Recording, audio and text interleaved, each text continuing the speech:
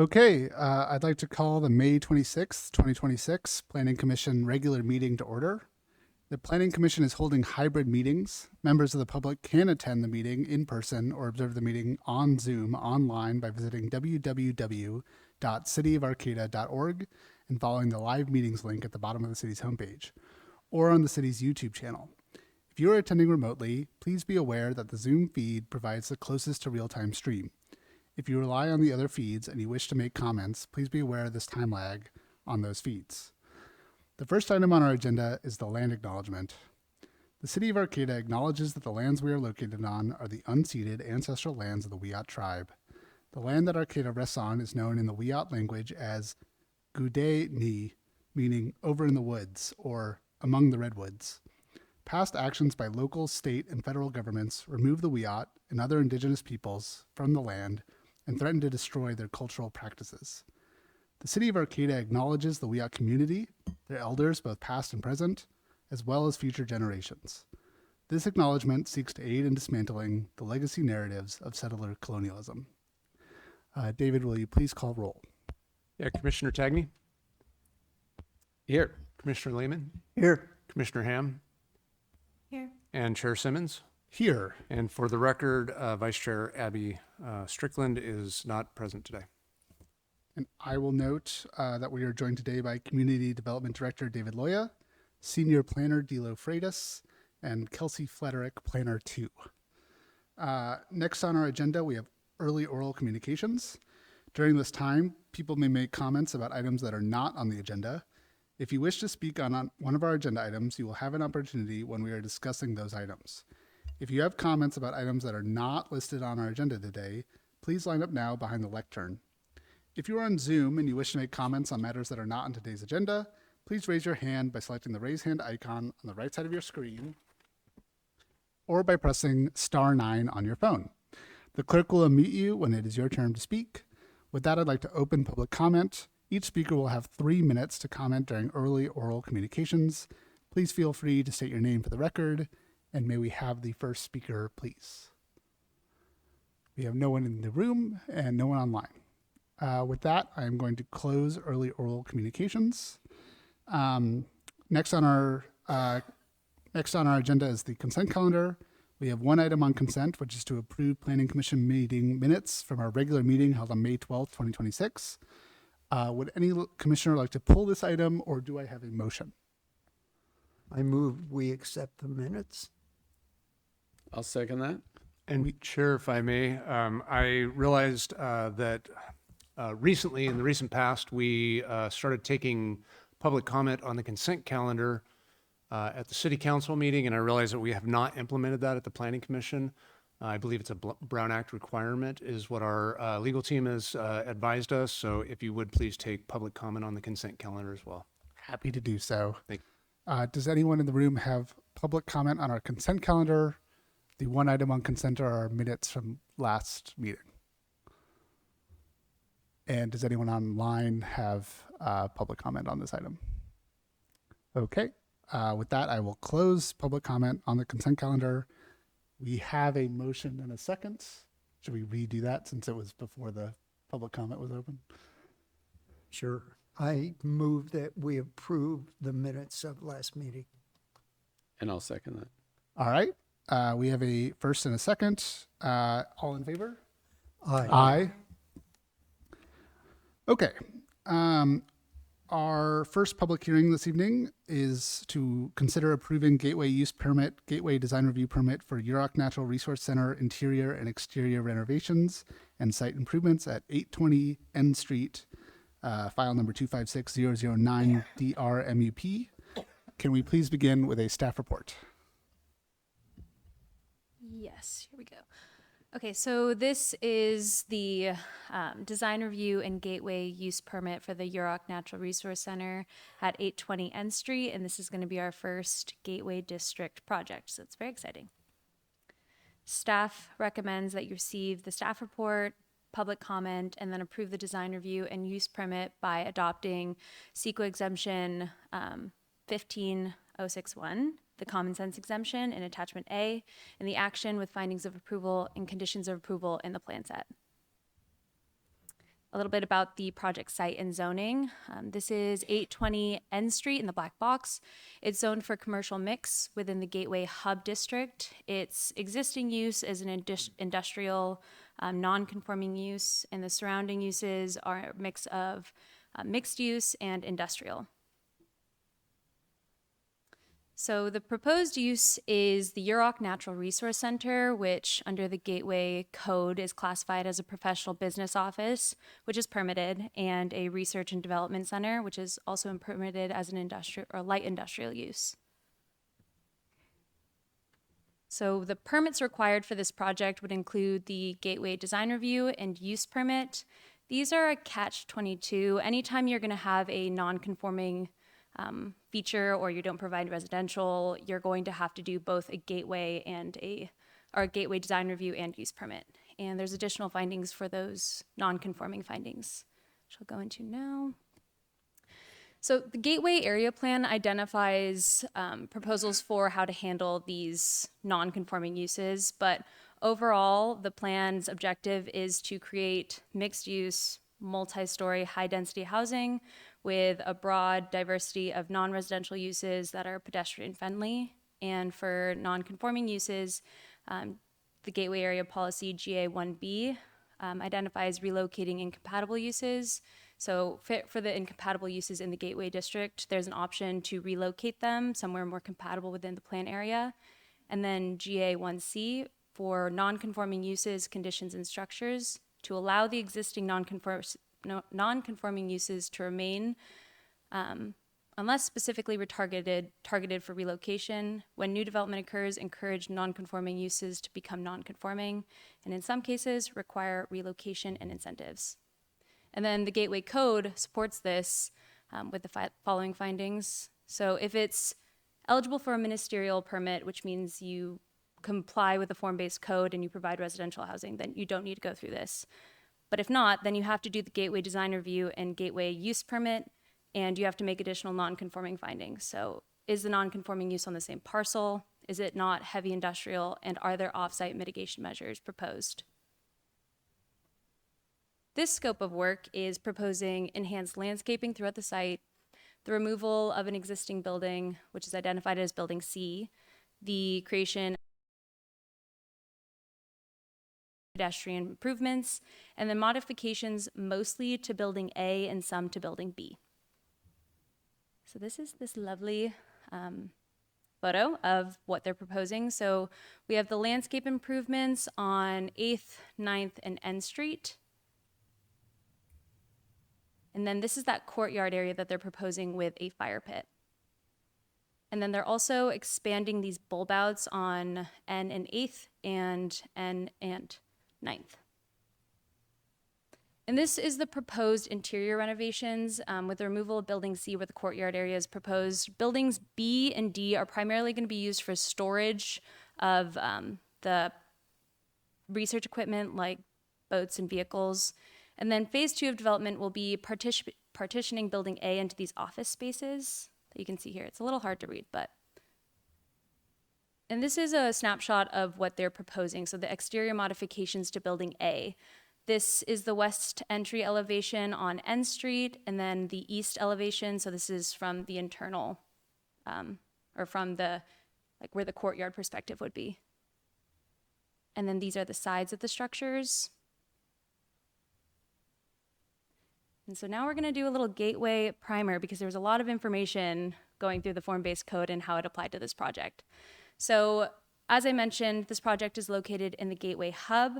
The purpose of this district is to create mixed-use, walkable developments, and this is identified as a major corridor for the Gateway District.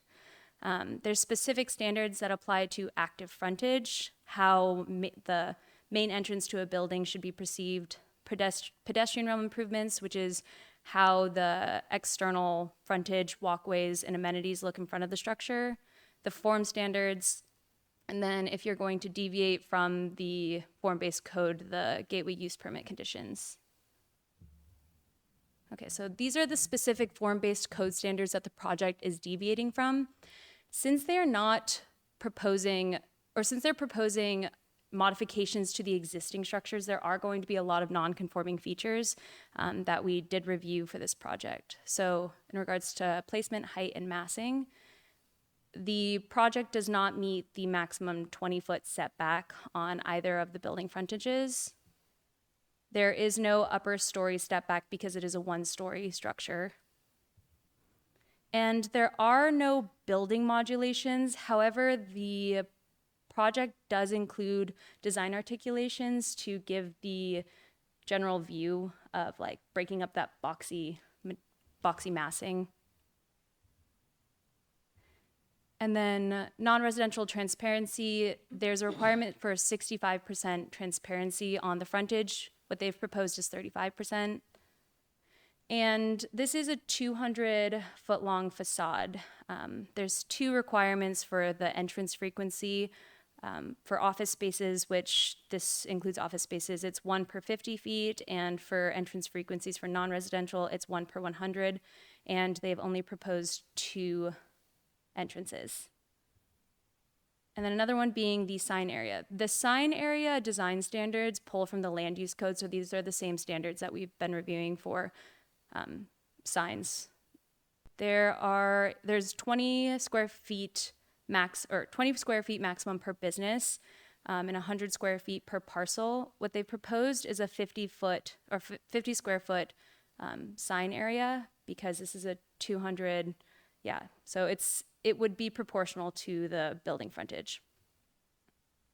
Okay, so now we're gonna get into the design of the pedestrian realm improvements, and I'm gonna pass this off to David. Before we jump into the next set of standards, I just want to check and see if there are any questions about what we've presented thus far. Doing good. Okay, we'll keep trucking. And I do want to acknowledge this is fairly heavy lift that Kelsey has done to bring these standards. We've had a lot of internal conversation. Dilo, myself, our deputy director, have been very engaged in all of these conversations. This being the first project that takes concept and actually tries to map it onto reality. And so it's been a learning process for all of us. The applicants have been very understanding of the process as well, and really have done a great job with their first design to try and accommodate all of the nuances of the gateway. What you see here is an image from the gateway area plan. And so the plan established the vision. The code established the standards to try and implement the vision. What you see here is one-way couplets between 9th and 8th Streets. And so you'd be able to travel in a counterclockwise orientation down 9th Street, in Street, and back 8th Street in the future. Obviously, right now, those are two-way streets. We don't have the parking layout. We don't have the sidewalk layout. We do have typicals. You can see, carve-outs here that explain what was drawn in these conceptual diagrams, but the actual road is not laid out yet. In addition to that, the project that's before us isn't a new build that's 100% consistent with the vision of the plan area. It's not making the kinds of investments that we had envisioned for the types of pedestrian realm improvements that we wanted to see. And so we're trying to find something that works with the level of investment that's being proposed here, and also the lack of real specific designs that we have currently. But what we do have is specificity in the gateway code as to what the design should ultimately look like. And so moving from this conceptual model. Is it the ultimate plan to have the one-way couplets? The ultimate plan, as identified in the gateway plan, is to have one-way couplets westbound on 9th Street, southbound on N, and then eastbound on 8th Street. And so the parking configuration, the ability to add in protected bike lanes, all of these things that you see here are contingent on having one-way roads with one travel lane, additional parking areas, and the rest of that committed to wider pedestrian walkways, up to 8 feet in some areas, up to 12 feet in others. And then in this instance, some active frontage amenities. So we can assume that's what it's going to look like eventually? At some point in the future, that's the plan. David, we already have the one-way couplets up to I Street, correct? Correct. Yeah, this would be a continuation across K Street of the one-way couplets of 8th and 9th that go currently by either side of the co-op.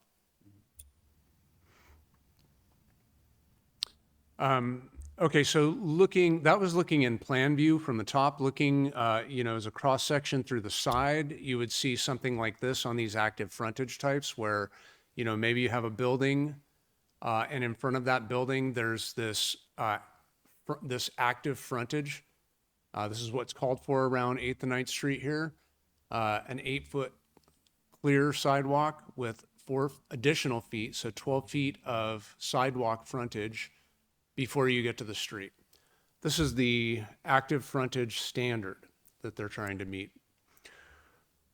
So with all of these, standards, when we develop them, the idea was you're going to come in, you're going to clear the site, start fresh, build fresh, and then be able to attain these different setbacks. They obviously don't have a complete tear down rebuild, and so we have to get a little creative. What's being proposed here, is that the sidewalk is largely proposed to remain as it is in place. Currently, it's between 5 and 4.5 feet, depending on what street you're on. 6 feet on in street, but they are adding those bulb outs that you saw in the plan view of the project. So they're trying to anticipate the broader bulb outs at the crossings. Ultimately that will all be infilled with nice wide sidewalks. And they're not proposing any amenity zone that they will build any amenity zone at this time. And so the street is largely as it currently stands. You would see it in the future, when they after their build is done. It wouldn't look any different except for the bulb outs on the sides here. And a little bit of continuation of that as you see here. But we currently have, and I'm not sure what the next slide looks like. Okay, so we currently have, 50-foot wide right-of-way. So what we did was we essentially took that plan, that conceptual model, and then looked at what's in the standard for both sides of the street. There's active frontage on both sides of the street, and then anticipated what would happen if in the future everything is built out. What will we need to accommodate that full plan build out? Right now, they have a landscaping strip, and they're doing a very nice job of landscaping. The proposed landscaping here is, there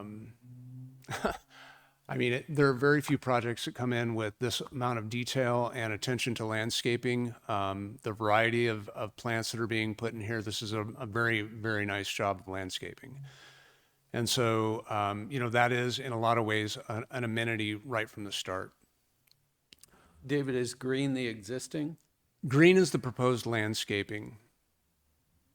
So it's going to shrink from what it presently is? Well, not in the immediate build. This is what you see on the plan set is what they're proposing. But how do we get to that active frontage type in the future is kind of what we're leading up to here. We've got the existing sidewalks, with the sizes that they're built out at. And then this is showing the proposed N and 9th Street and N and 8th Street bulb outs at 8.5 and 10 feet respectively. And what we're suggesting in the conditions of approval, and we need to verify that it's written correctly, is that we get about a 6-foot easement along 8th and 9th Streets to allow for the standard as it's described in the current gateway code, so that if the city comes in and has a project and we can add those features, or if the adjacent parcel comes in and puts in, a $50, $75, $100 million project, and we asked them, we want you to wrap that, that frontage around the entire block, that we already have the rights to do that. At this point, we're not proposing to actually build anything on the property, but to secure the easements so that in the future you can build. Now, we've estimated, Kelsey and I have gone back and forth, and I've got my chicken scratch here that I can hopefully answer any questions about how we got to the 6 feet. But what we're asking is for a little bit of flexibility that the city engineer would ultimately establish what that easement is, based on a little bit more work that we could do to flesh out what the design would look like. But we're approximating 6 feet on 8th and 9th Streets. What is the blue area? The blue area is the area that we're proposing for public right-of-way. So I'm asking, what's it gonna look like when the project is finished? Currently, it's going to look as they've proposed it. What we're going to recommend is that they don't put, expensive woody species in that setback area, and that they may want to modify their plan to accommodate some future development there. We don't have any plans. I don't have a source of funds. I don't even have real well-defined plan set of what the future would look like. All I know from the conceptual plans and from the Gateway Code is that we're going to need about 6 feet to accommodate what's planned.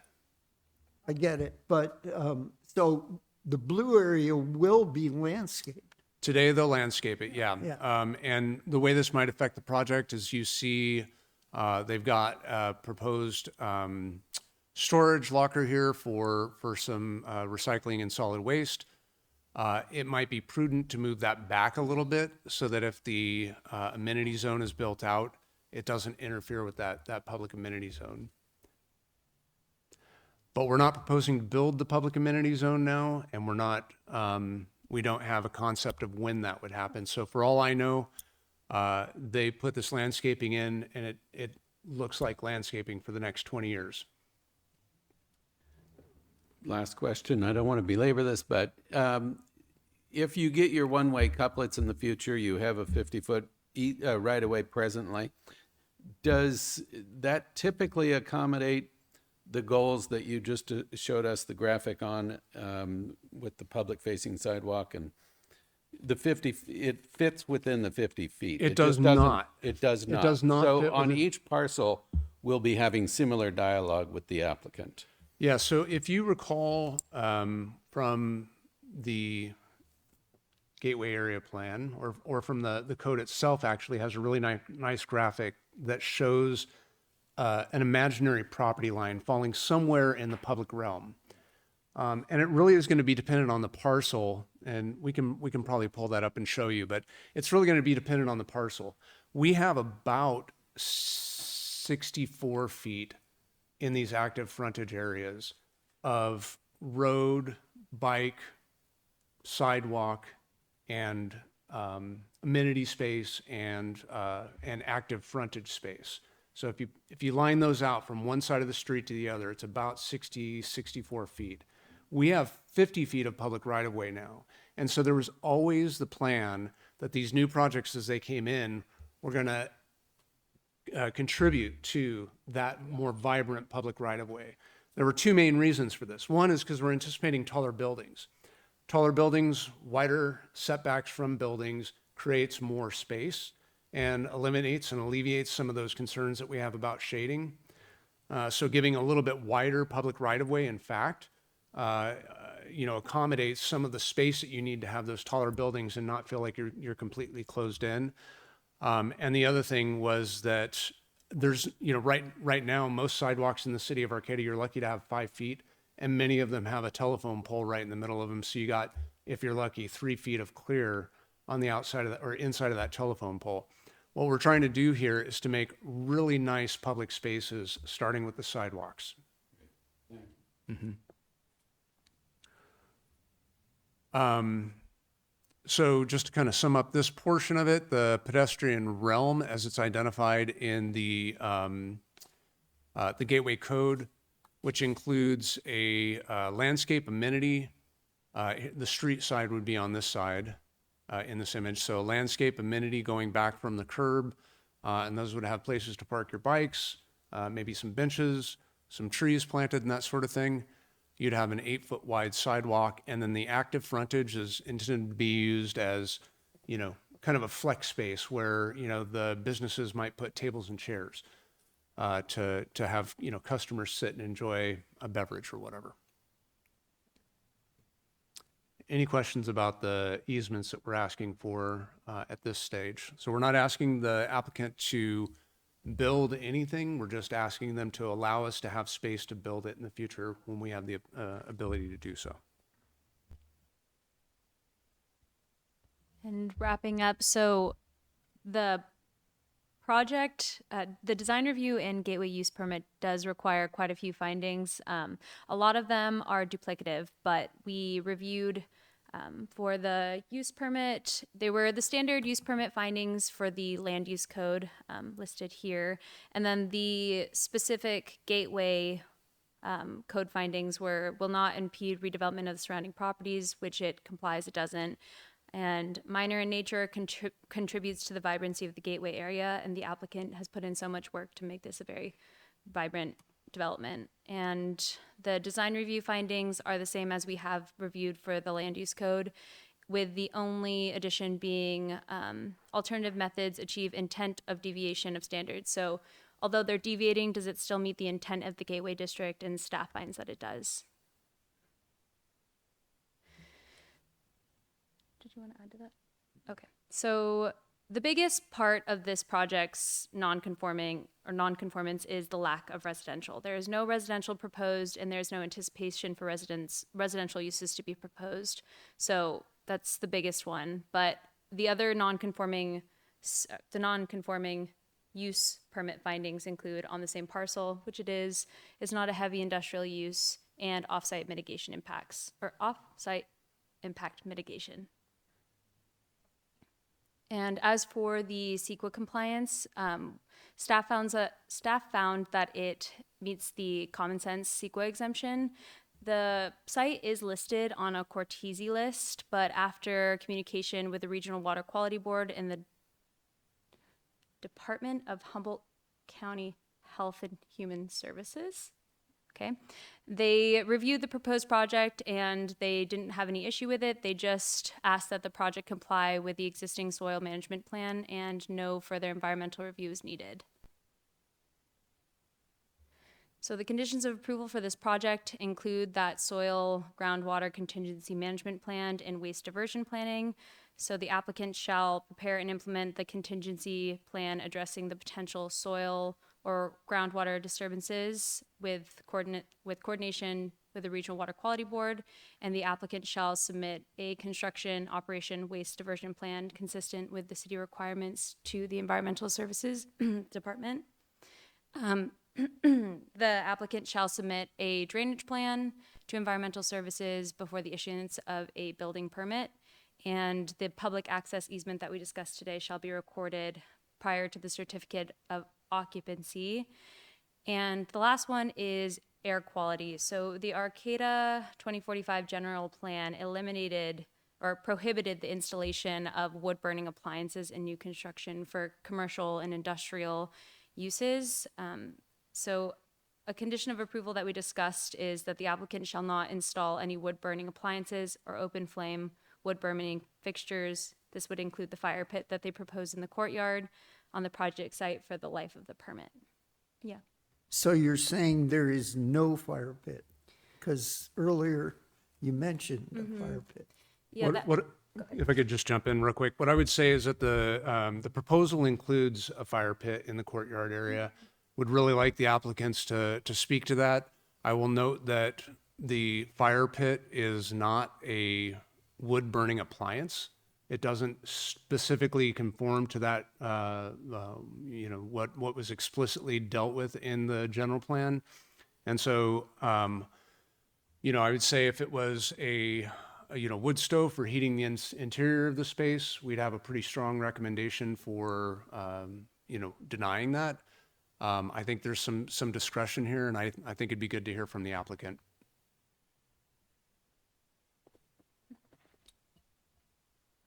And last slide. So lastly, staff recommends that you approve the design review permit and the gateway use permit for the Yurok Natural Resource Campus by adopting the CEQA exemption for the common sense exemption, the action and finding of approval, the conditions of approval, and the approved plan set. And that's it. Thank you very much. Do we have any other clarifying questions before I open it up to public comment? Yeah. I'm wondering if you can explain a little bit more how you find it consistent even though it doesn't meet the housing requirements? Like, what's the justification there?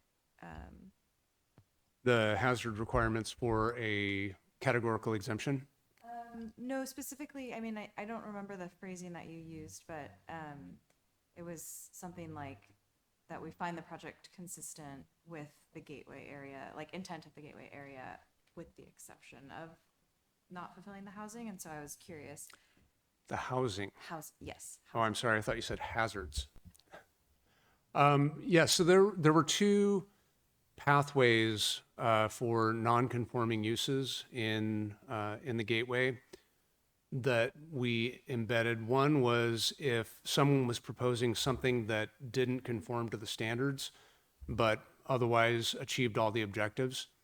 And so that was one pathway. The other pathway that we created and was in order to protect existing businesses, to allow existing non-conforming businesses to expand and not need to meet those other requirements of the Gateway Code. So this was, specifically envisioned, certainly discussed, and there was what I would consider light nonconformity in the Gateway Code that was implemented specifically for these purposes. So even though it doesn't provide the housing that's required to meet the ministerial pathway, there's nothing in the Gateway Code that prohibits projects that don't have housing. Thank you. Okay. I'm going to open up public comment. Since this is a public hearing on a discretionary item, the applicant may go first. We will not limit your time, but we ask that you be succinct. The public will then have the opportunity to comment on the project. Speakers will be limited to 3 minutes each. The applicant will have the opportunity to comment or rebut any statements when all public comment is complete.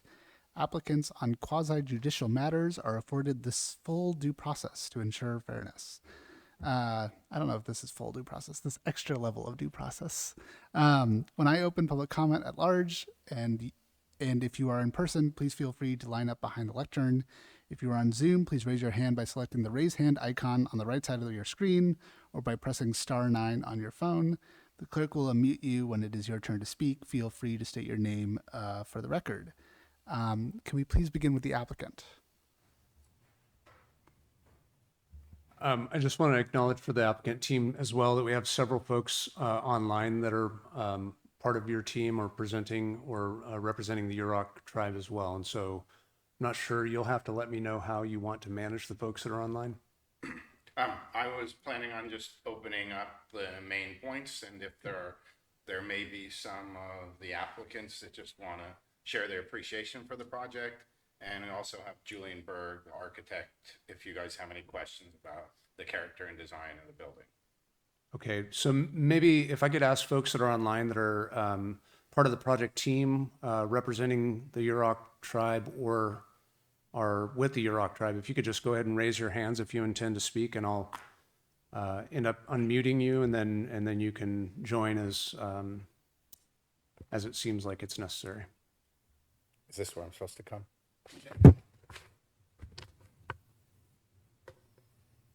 Just let me know when I'm ready to go. Okay. Thank you very much. My name is Praj White, and I'm with North Point Consulting Group. I'm very grateful to have been able to work with the Yurok Tribe, their Natural Resources Campus team, and the Yurok Tribe Construction Corporation. We teamed with Points West, Julian Berg, and our office to help bring this project to this point and bring it to share with the commission today for your consideration. I first just kind of wanted to go ahead and thank first the client for actively participating and looking out for what they wanted to see. They really set out to have a presence in Arcata to house their natural resource campus. I can't go into exact detail of that groups, but they study a lot of natural resources from fish and flora and fauna, and they collect a whole lot of data within the community. And they're looking for a safe, secure, well-connected internet and modernized office space. And so they found themselves here in Arcata. Um, and, you know, they came in and so first I wanted to thank them. I want to thank Points West did a great job on the surveying, getting us really clear on where this building sets, and working with Julian, who had a very attentive ear to our client. So with that, and I guess I want to extend my thanks to staff. Ended up met several times with public works staff, with planning staff, with David, and really trying to understand this code and move forward. And I think that kind of the greater challenges came around having existing facilities on the site versus the Vision Gateway hub district. And so I appreciate how staff went out to identify those deviations. And as I was helping guide and bring the project forward, you know, the continued uses was really kind of the core of the focus of our guiding through that code. So we really saw that it was really professional office space and business, and that's really what the tribe intends to have go forward. So kind of mentioned what the tribe's goal was. They really guided us and wanted to have a place that they could have pride in and invest. If you look at some of the architectural drawings, you have the entrance on N Street, and you have the classic kind of redwood plank structure that you may see up in the Yurok area. You have the round entry door, goes through security entrance area, and you see through to a large conference room, and it's set with sliding glass doors and open, so that, you know, there may be that, you know, there's a lot of pride there. They could actually hold and host a tribal council meeting here on this property, and it may work for them. When you come to that front door and you look through, that opens up and you can see right through to the courtyard, just the way that the property lines up. And so just wanting to address the fire pit, the idea was that maybe there would be an event where they would hold tribal council, and maybe they would want to have a salmon barbecue and share that. So the fire pit it's an ask, but it's a rare ask to fit with kind of the cultural experience of housing those meetings. So if there's some simple exemption for that ability, it's not intended to be a gas stove and people hang out outside and stay warm around a fireplace. It's set to be very specific for the yacht's experience and the use of the building. I want to touch in on those items, and also wanted to touch in on the right-of-way. I mentioned Points West in the surveying, so you guys had a couple questions about the easements and how things fit.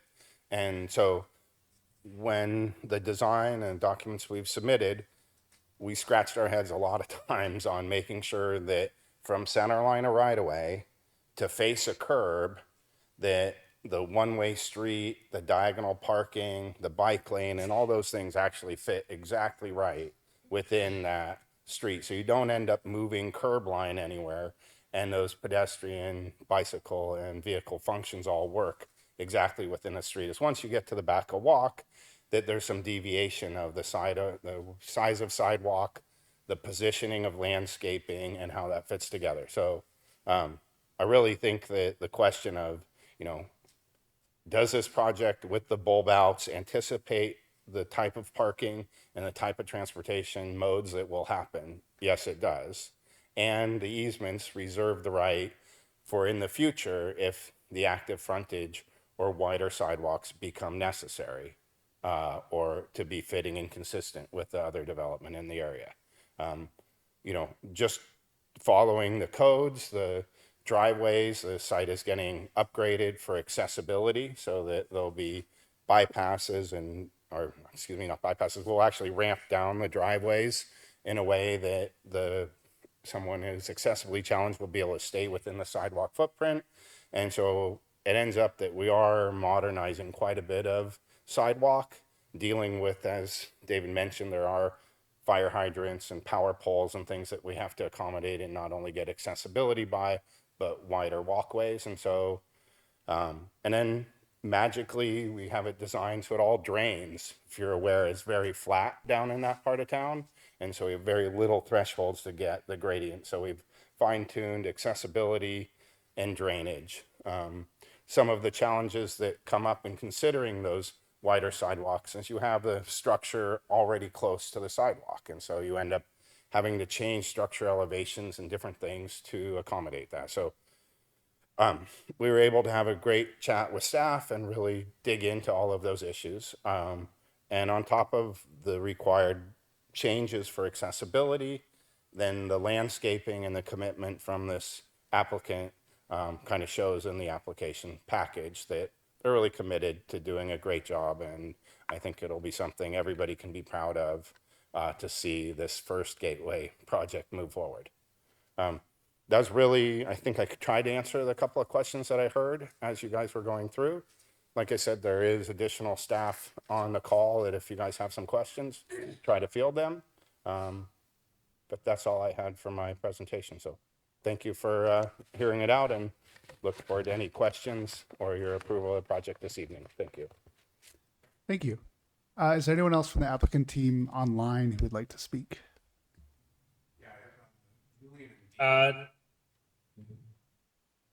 Can anybody hear me? Julian Bird. Yeah, sorry. Go ahead, Julian. Oh, hello, David and staff and team. I'm sitting here in my car, which is not a typical architect thing to do because I like to point and click and do my show there in person. But here we are. I'm traveling to meet family for a gathering here, so apologize I'm not there. But Raj did a great job communicating some of the architectural elements. I just wanted to say a few words about the project. I'm really honored to be working on it with the Yurok Tribe and North Point Consulting. It's really a fantastic project for the city.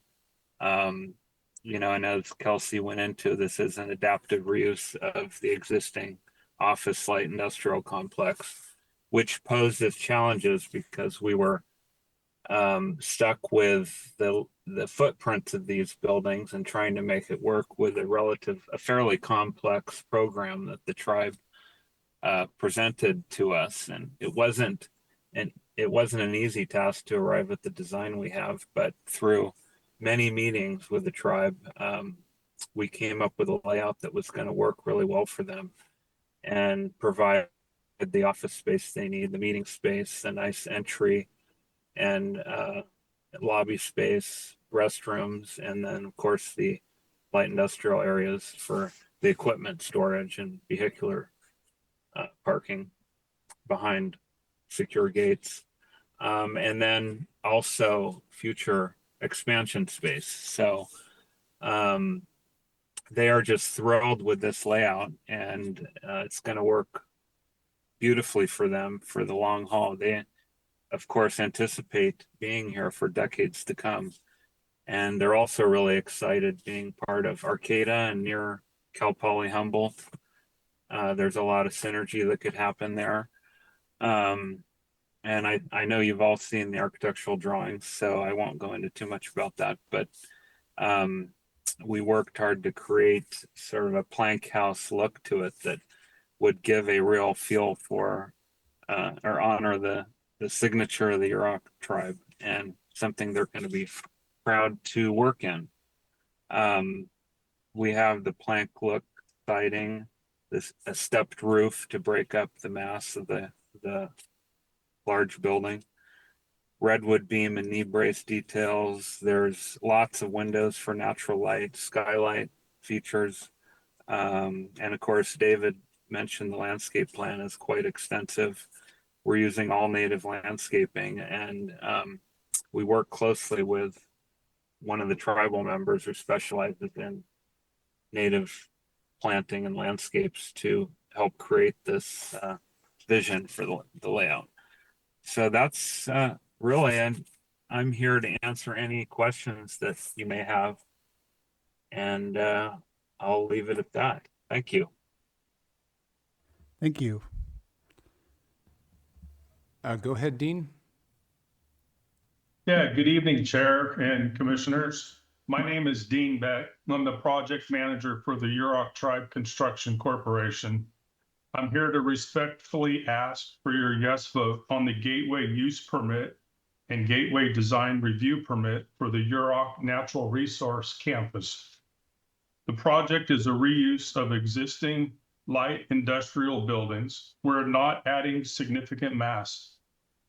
We are improving what's already there, upgrading Building A's facade, removing an old shed to create a shared courtyard, and adding low-impact, culturally informed landscaping that exceeds Gateway standards and uses native, drought-tolerant species important to the Yurok people. The campus will support up to 39 employees initially, natural resource professionals working on water quality, wetlands, air quality, climate resilience, condor reinduction, and salmon habitat, while implementing the bicycle facilities consistent with the Gateway Area Plan. We respectfully request your approval. Thank you for your time. Thank you. So I'm going to open it up to general public comment now. Members of the general public will have 3 minutes each to comment on this item. If you're in person and would like to comment, please line up behind the lectern. And if you're on Zoom, please raise your hand or press *9.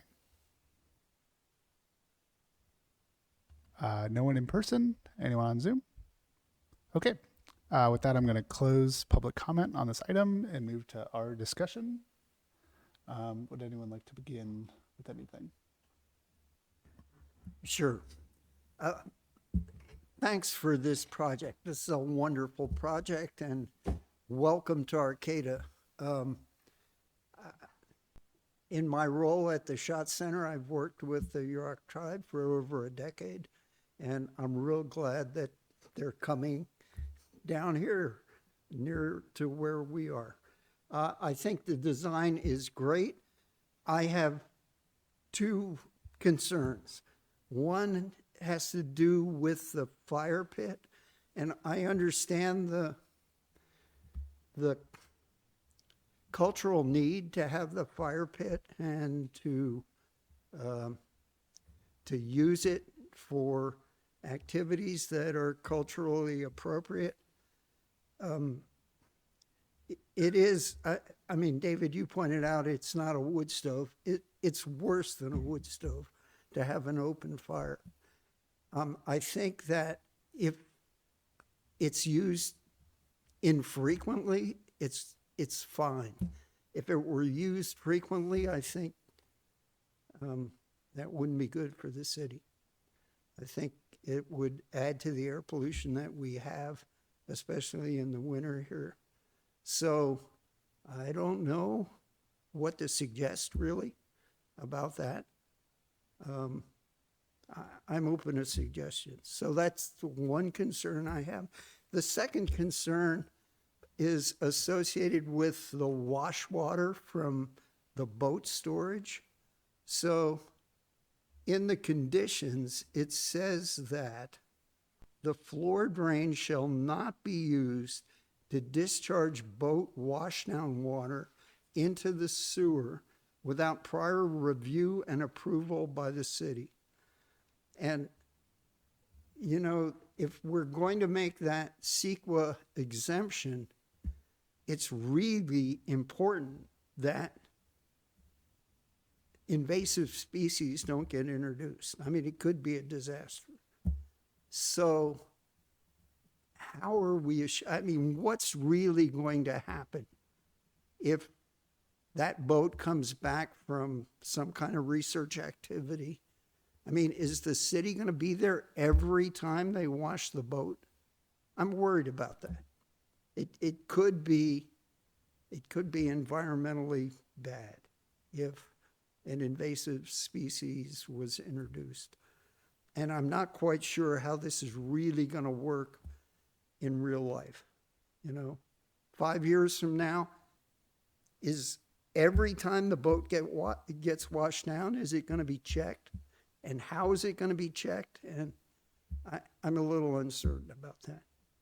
So those are my two concerns. Otherwise, I think it's a fabulous project, and you know, thanks. It's a great first gateway project.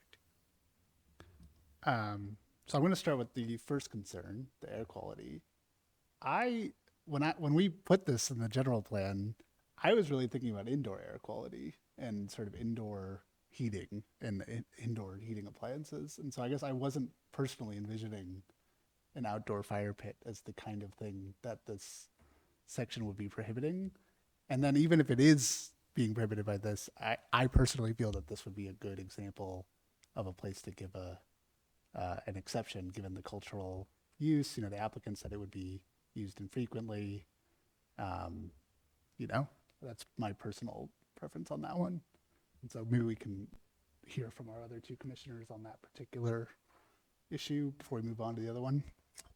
Yeah, on the fire pit, I'm all for the exception for this project. And it does seem like infrequent use. I would be disappointed if it was like a forever, presence in the neighborhood down there putting smoke up. But the tradition of the salmon bake and all that goes on with the tribe is so renowned. I can't imagine that this isn't a place where that option, at least ceremonially, should be able to occur. I agree. But let me just say, air quality outside is an issue in Arcata. And wood smoke is dangerous. It smells good, but it's poisonous. I'm fine with the ceremonial fire use. I think it's a fine exception, in my opinion. Okay, so that's one note to you guys, is we're not going to be not allowing the wood fire pit. On your second concern, does staff have any comments on the boat washing? I'll ask Kelsey, because I think you had direct conversations with our environmental services team. Yeah, so in the request for comments, our environmental services team requested that I include that as a condition. And it wouldn't be that they're checking it every time.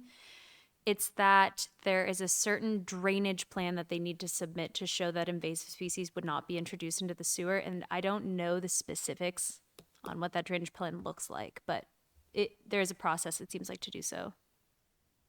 Is there anyone from the applicants team who could speak on this? Yeah.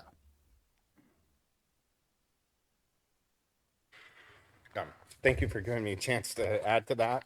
The nature of bringing vehicles and trailers and boats around is that you get a lot of mud and different things fall off of it. And so this floor drain is not intended to be the location where boats are washed and cleaned out. It's incidental to cleaning the floor and the situation that occurs in there. And so when we're talking about a floor drain for boat wash, it's really for cleaning up the floor due to the issues of bringing equipment in and out, and that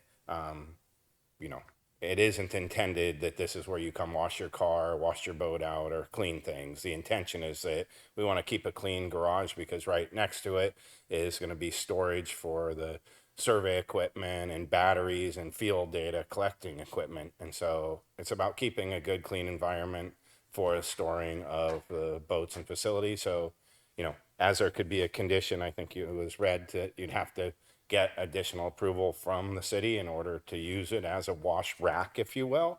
But that's not the intent. The intent is that you need to clean up your floor once in a while because you've been coming and going during inclement weather, and just kind of pull everything out and you have a floor drain to wash it out. So does that answer the question a little bit? I think so. And then there was also our environment services are adding some sort of catchment device to that floor drain in addition. Yeah, I think that's if it's intended to be used in that way. I think when we sent out the referral, there was a question mark among environmental services staff. We have the same types of concerns with the car wash, and you have to add separators to intercept those. And I think, I don't know if there's anybody on the UROC team that can speak to this, but, this is a highly professional organization that has, very thorough, processes to ensure that they're not, migrating invasive species. This is something that's also regulated by, Fish and Wildlife. There's a lot of regulations around it. I agree 100% with Commissioner Lehman that, if we were to create a land use that were, somehow introducing invasive species to the bay, that would be a travesty. But I just don't think that the nature and the types of operations that the UROC Natural Resources Division, conducts are, of that nature. And, typically you have to wash down as soon as you leave the water. There's a boat wash down area. And I don't know if there's anyone who can speak to that tonight, but I think that would be typical. So there's a both and. On the one hand, typical practices that, ensure that the boats are maintained in a way that they're not transporting invasive species on the one hand, and then also on the other hand, if they were to use this facility in that way, our Environmental Services Department would want to make sure that they have the right types of interceptors to protect the treatment plant and the bay ultimately. Does that help satisfy your concern, Peter? I guess.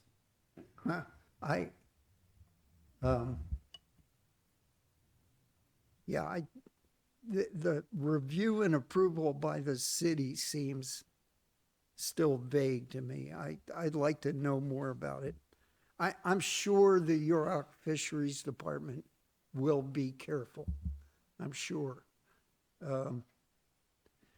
It's just that, history is full of people who were being careful and, there were inadvertent species introduced. So I'm nervous about it, but I guess I'll say okay.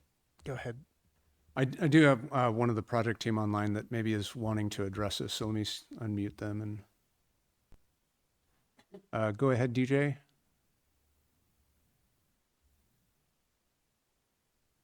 Yes, can you hear me okay? Yeah, we can. Okay, great. I just wanted to thank the commission and the project team, North Point and Julian Berg and the rest of the project team for really supporting this project. I'm with the Fisheries Department. I'm a project engineer, and just wanted to address some of the concerns by the board regarding the boat wash. Everything that staff has said, and again, I want to thank staff for their thorough support on this project and continued support throughout the application period. But yes, we are very concerned about the transfer of invasive species. We do everything we can to mitigate that from cleaning the boat prior to transport. So we're discharging anything at the point source. We follow environmental standards and compliance regulations very thoroughly and very committed to that, and we would not want to transfer any of that to the city of Arcata by any means. So Praj is correct about the use of the floor drains.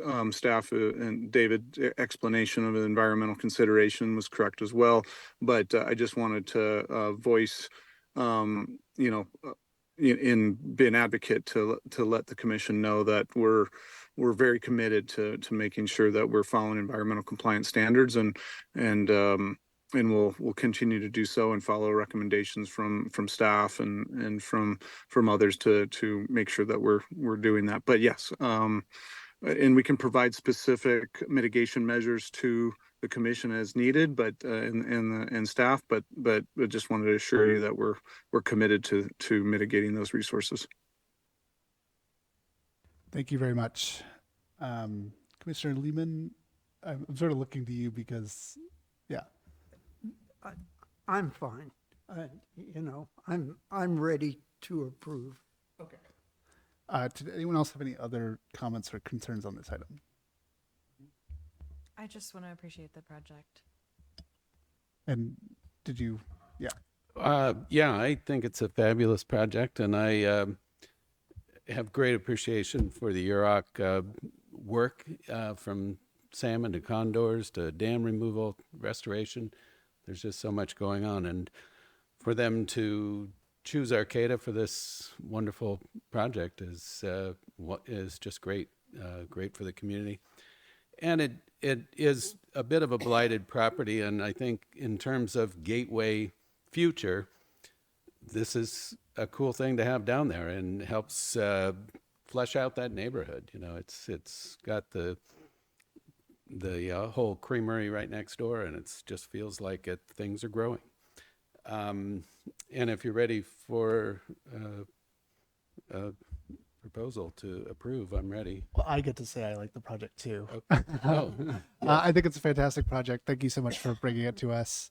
I hope that navigating the sort of non-housing elements of the Gateway Plan was not too challenging. This is the first project we've ever done through this, and so if you have feedback for us in the city, that would be appreciated. I just hope we can build a lot of housing so that the employees can live right by and bike to work someday, and it'll be great. Do we have? Oh yeah. Can I just add to the motion before it's made? Yes. Yes. Make sure that we hit on a couple of key points. The condition of approval B10 states, currently no wood burning appliances shall be installed, operated, or maintained on the project site at any time during the life of the project, et cetera, et cetera. So your motion should include striking B10 and then also modifying the statements that are made in the findings that support that that condition of approval. And then also this is B2, this is on packet page 28 of 156. There's a condition of approval around the public access easement, and it's worded just slightly awkwardly to potentially add confusion. And so right now it reads, the applicant shall record a public access easement for public accessibility onto the parcel from back of curb to the property line. And what I'm recommending you do is strike that back of curb to the, and then adding after property line to approximately 6 feet. And then at the end, adding to the specification of the city engineer. So this gets back to the discussion that we had, that we don't know exactly what the lines are going to line up like for the actual design.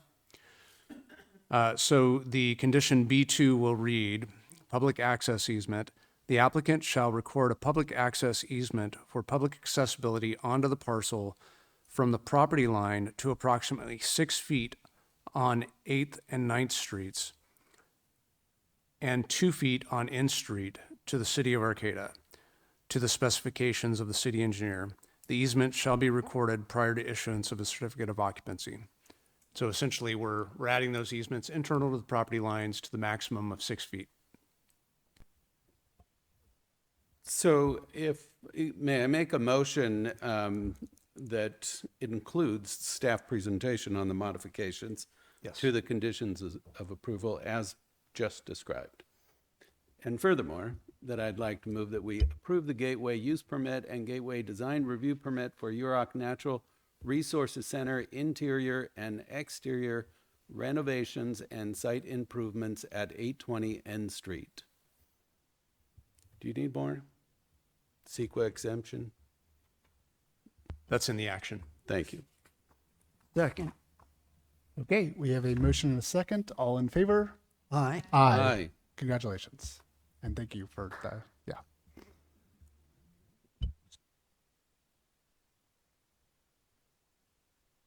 Okay, next on our agenda is our business item, which is to consider recommendations for amendments to the land use code consistent with General Plan 2045.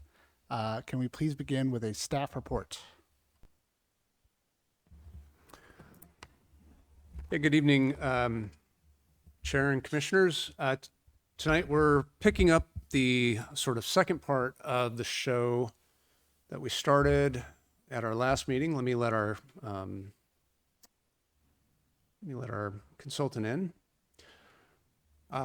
So at your May 12th meeting, we did a presentation to orient you to the material. We started talking about recommendations from the Planning Commission for changes in the land use code that are to be consistent with the general plan we adopted in 2024. This is a continuation of that conversation, and the intent here is that we go through the comments that you all made Thank you for sending those in to us. And then any additional items that we can get through that we added in list form in this staff report in anticipation of the City Council Planning Commission study session that you'll have on June 8th. The idea here is that we start to flesh out these concepts and in particular the policy underpinnings before your conversation with the City Council so that they're primed and ready to have the conversation on June 8th. So without further ado, we presented a lot of material last time. I want to leave most of this time for Planning Commission. We did send out the framework. We included that in the staff report. If we need to use that framework, we can. If we wind up getting stuck in our conversations, I saw a lot of alignment. I was talking with the chair earlier, and he was suggesting that he saw a lot of alignment as well, and that we may not need the framework, but it's there for us if we need it. Are there any questions about how the framework would work, or what we're doing here tonight, or just generally about the materials? Briefly, if we all fully agree on anything that's been presented or that we've previously touched on, is that material specifically or that agreement specifically going to move on to the June 8th discussion? Yeah, I look at this as like all of the material is going to move on to June 8th. And really these conversations are conversations to prime the City Council.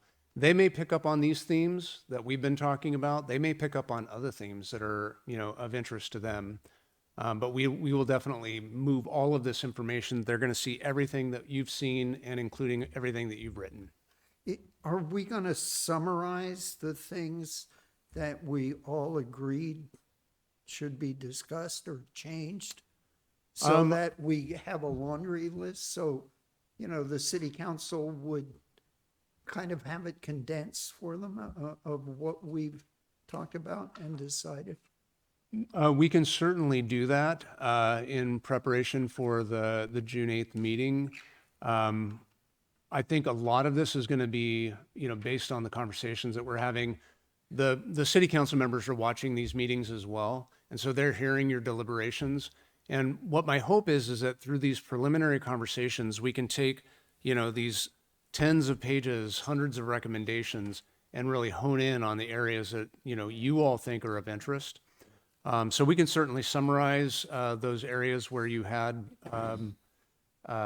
agreement. What I think that's going to largely look like is the papers that you sent me, the writings that you sent in anticipation of these, just collating them and saying, here you go, City Council, this is what the Planning Commission said.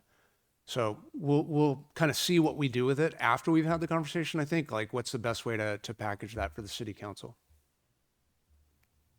Okay, so with that, I was thinking we could start with Commissioner Ham's comments. So if you want to kind of run through your main asks of us, and then we can have a discussion on them. Yeah, thanks. I guess I'm very curious to hear, assuming you guys have taken some time to read and digest these. I'm very curious to hear if there are kind of comments or pushback, especially from the consultant team and staff.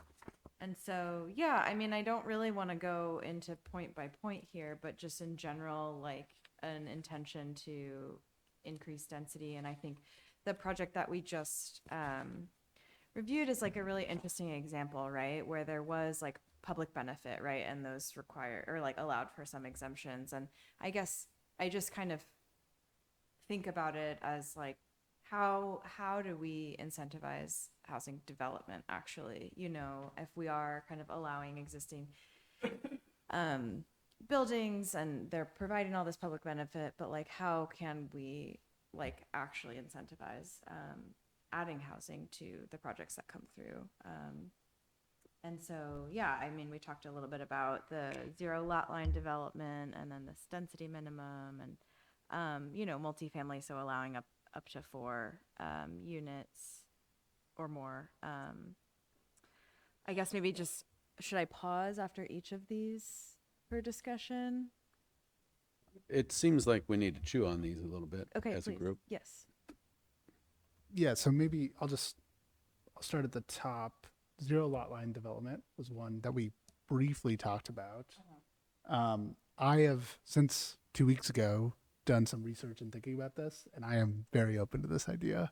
I am more excited about it than I was when we first talked about it. I don't know if you all have thought about zero lot line development.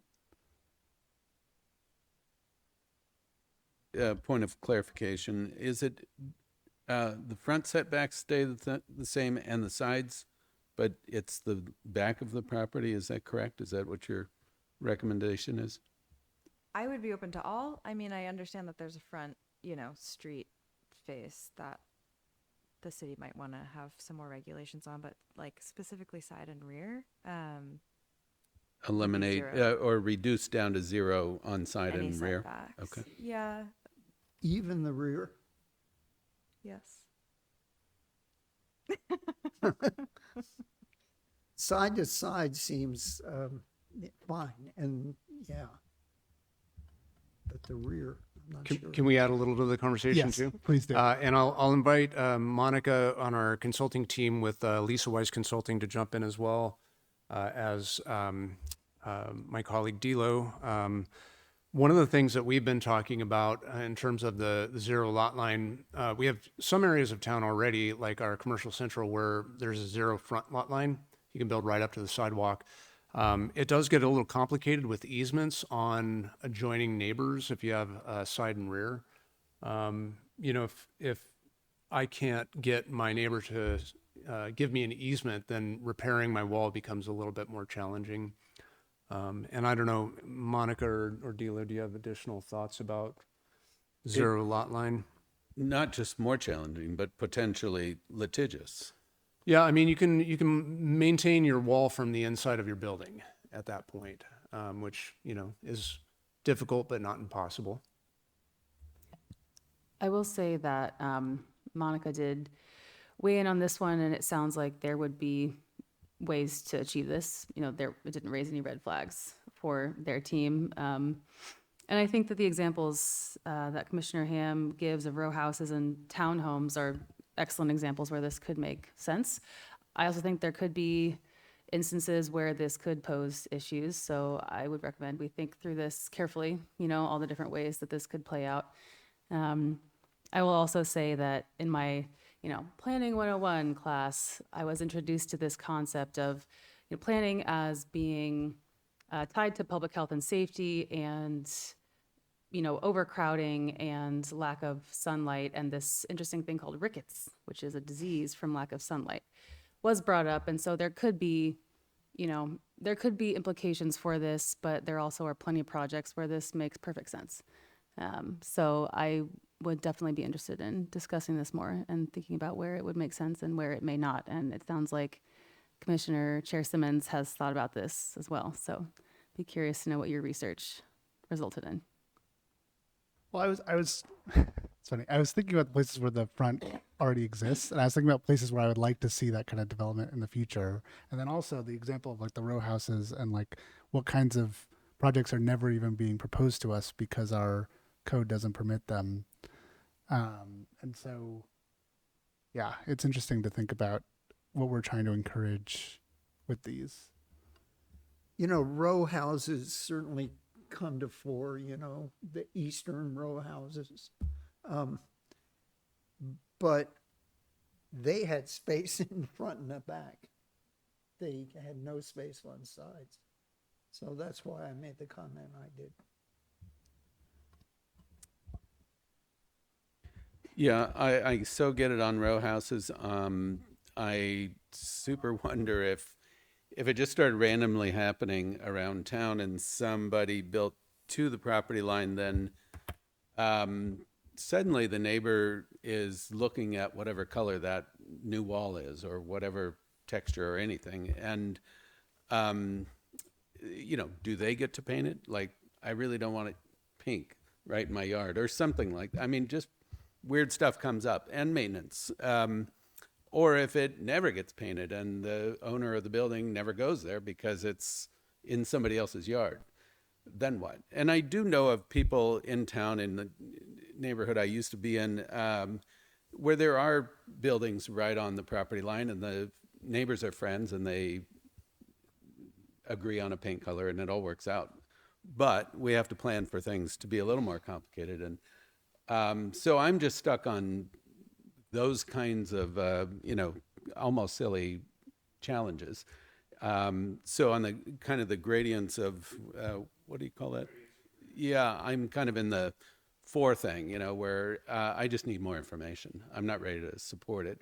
I'm not against it. The row house thing as an exception, where the whole block was intended to be built in this certain way and they all just sister up. I think that's a great way to modify lot lines, very intentionally and by design.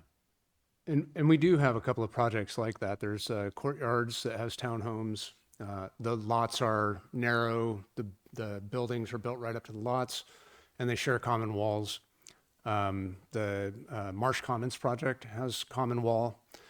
So we certainly have, provisions that allow for that. And I think, if you had a caveat that, the 0 lot line would be on a parcel that you own, that simplifies it. But I do think it's worth exploring. I mean, I get where you're going, like trying to maximize the build.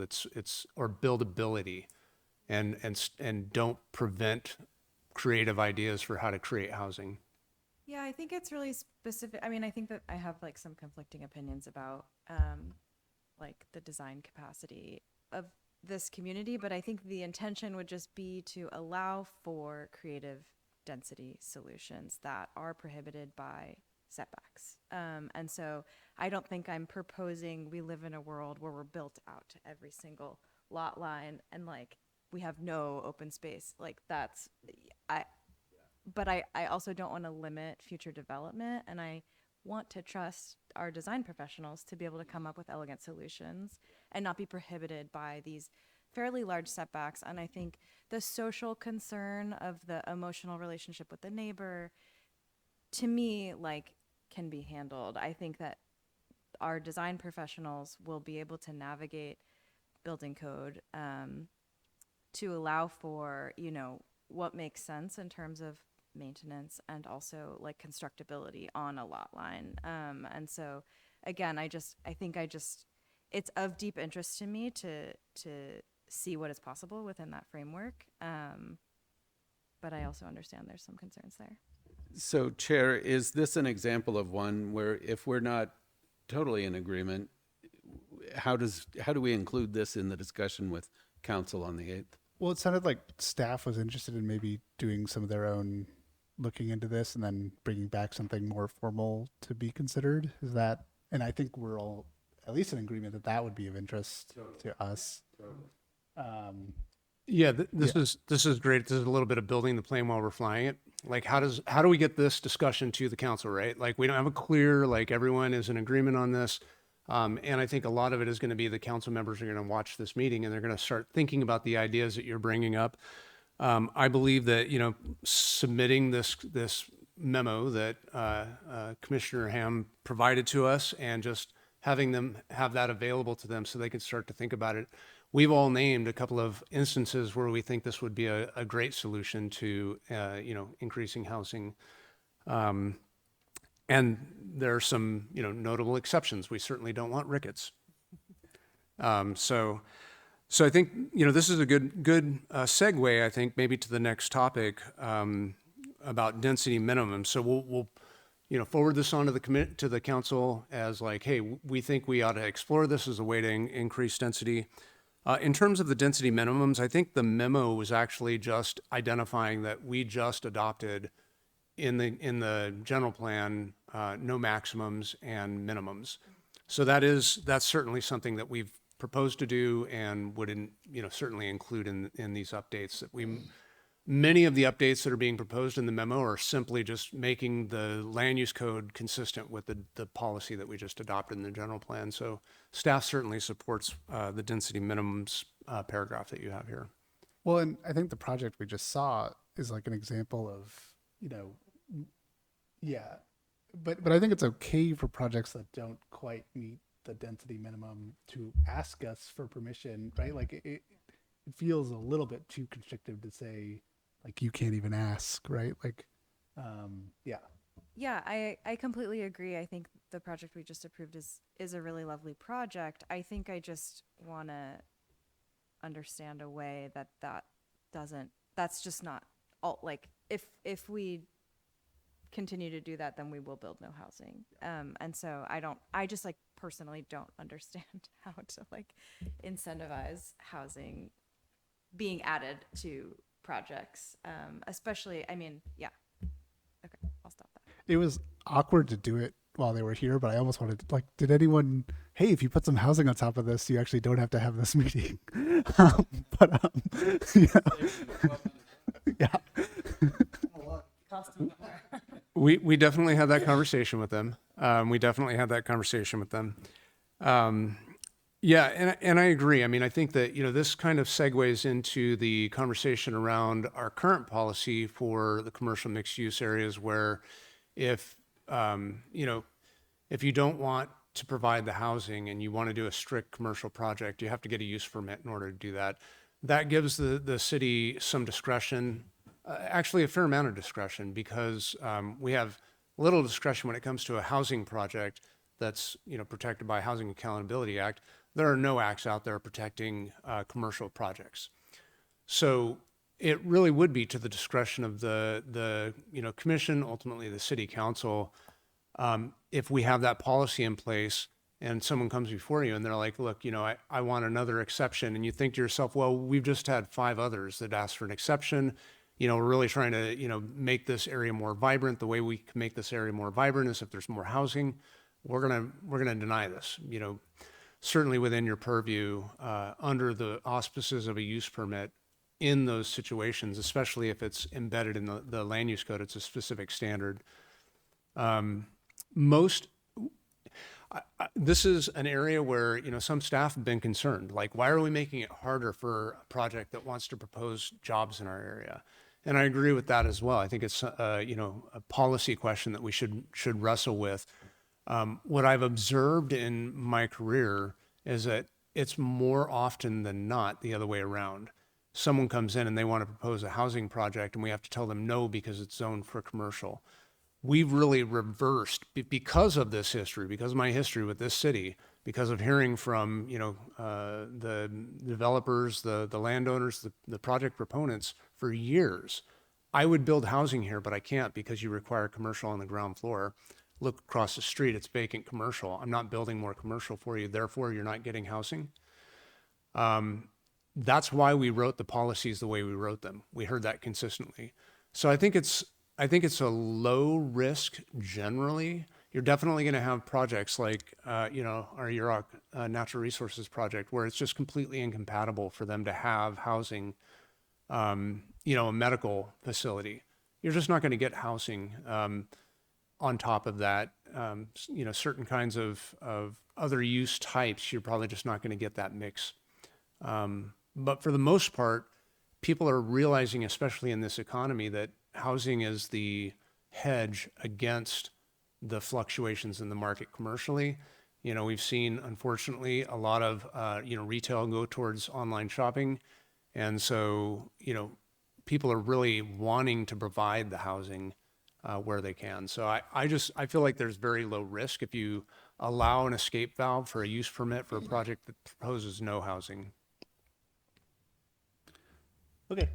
I feel like we got a good, yeah. Next one on here is multifamily by right in all residential zones. Yeah. Do you want to make like a pitch? Just to allow, again, more density in residential zones. So essentially eliminating single family zoning, which many other municipalities have done, building up to 4 units. SB 9 does this, but it is challenging. And I think if Arcata itself adopts something more explicitly like this, it would allow a different pathway for that. And so, we do have some properties with large lots that could allow for additional dwelling units. And so, yeah, I think, again, this could, especially in tandem with zero lot line or zero setbacks, like, could allow real density. And I think, I think it could open the market for non-developer developers. You know, it could allow, instead of building like a 40 unit complex, you're allowed to kind of add density to single family lots, which is, you know, allowed by state law, but again, not super utilized yet. It would sort of be us codifying SB9 and saying like we in Arcata agree with this sort of direction for former single family neighborhoods. Yeah. My experience with SB9 is that, yeah, it seems like everybody's handling it a bit differently, and some people can, with or without a lot split, it just seems a bit inconsistent. And so, yeah, I think that this would clarify and just promote that kind of density building. Do we have comments from commissioners or staff? Presently, 3 units, right, per parcel. We're at 4. SB9. SB9 allows 4. Yeah, 2 is 1 is unattached, and how does that play out? Yeah, I think it's 2 dwelling units, 1 ADU and 1 JADU, and the JADUs have to be attached, and that's without a lot split. So presently we can do up to 4 under SB9, and you're saying to make it just more Arcata specific, that they don't have to be attached or unattached, just 4, however you want to configure. That would be by right development proposal. Yeah. You wouldn't have to pull in the state. And sorry, on this 0 lot line thing, would we go up 2 stories right up to the lot line, or do you want to touch on that? I think that would be great. Yes, I'm open to comments and feedback on that as well. Maybe a step back above 3 or 4 stories. I'm thinking it through. But yeah, that's going to be in our conversation about how to implement, how we Arcata could implement 0 lot lines. But I think, Dilo, did you have something on SB9 or? Yeah. If there's generally support from the commission for exploring this additional density, there are some ways we could get creative. The land use element that the commission adopted does set densities already, right? So that piece of the policy is done. But currently in our land use code, the standard is 7.25 dwelling units per acre. So there is a little bit of flexibility in the interpretation. If you have an acre lot, you get 7 units. Currently, under certain circumstances, the answer is yes. We could modify our standards to make it easier to achieve that. Right now, a duplex is allowed in a low density zone by right, and a single family home, and then you can add ADUs to that. If you choose to go our alternative development option, development route, you can get more units, but they need to be allocated for low-income households. If we wanted to modify that, we could open it up to anybody. So that's just an example of a way we could potentially flex within our current density standards to allow more density on each lot. I would add to that, right now, the way we implement the ADU law is we allow for a duplex, and if you have a duplex, that's a multifamily unit, and therefore you could add 2 additional units. That's basically what state law says. So we allow 4 units on a single family parcel now. If we made that by right, 4 units that you could do multifamily, then you'd be able to build up to 6 units on a lot with the 2 ADUs that are allowed from state law. The other thing I wanted to just mention, as the conversation circled back around to 0 lot lines and building height and that sort of thing, in a way, all of these categories that we're putting together are very arbitrary. If you think of a multifamily building that's condoed, you have 0 lot lines both up and down and side to side, and everybody has common walls. And so it's, I think it leads me back to the idea that, what is most important is the design standards. And if we can come up with design standards, the objective design standards that, create the Arcata that we want to live in, the built environment we want to live in, then the arbitrary ways we divide that, and the ownership of that that real estate is moot. It ultimately works for us because that's how we want our built environment. And to the chair's point, thing that got me thinking about that was this idea of like, well, maybe we have setbacks, and et cetera. So I think having that conversation, a little bit more around what design would work for us could probably resolve those questions. So I think the direction is we're interested in these strategies for allowing more density in all residential neighborhoods. Is that fair to say? Yes, I think I care less about how many dwelling units are within the built environment next door, like, can I garden in the future, or, whatever, all those things, privacy issues and stuff that we all kind of bought into or got used to over the years, chose that lot because of, and it could change dramatically. And I think we all need to percolate on that quite a bit. So, and I think it's a perfectly good phrase though, the built environment. What's the minimum built environment that we're comfortable with? And then what happens inside, like the gateway, what happens inside, I don't care, Is that, are you satisfied with that conversation? Yeah. Okay. Parking. Parking, yeah. I don't know if you all had any comments, but parking maximums and then unbundled parking for larger residential projects. Sweet. Love it. Thumbs way up. That's the direction, I think. Okay. Yeah, I mean, I don't feel like we need to spend too much time. I think we all kind of feel that way. And I'm just, yes. One quick just question for the commission is just to clarify, this would be for residential, commercial, all use types, no parking minimum. So for a hotel, for example, no parking minimum or any other use. I think the thumbs way up was just on the unbundling on larger. I mean, it's been introduced heavily over a number of meetings, and we're all kind of okay with some of it or not quite sure. I think some of it's already in the code. I think the question is, do we continue to have what we just adopted in the code? Right? Like, yeah. Yeah. I think it's in the general plan policy, and the idea was, to eliminate parking minimums, to allow the private market to decide how much parking to provide to a maximum. And I think those maximums we may want to revisit. And then we also talked a lot when we were developing this policy about unbundling the parking to make it so that, in some ways, on the one hand, you're commodifying the parking, you're requiring people to pay for it. That's, above and beyond their rent. And then people start to understand the true value of that parking. It becomes less of a, sense that there's a right to it. So I think all of those ideas, everything that I see written under number 2 here, I feel like is consistent with the policy that we just adopted.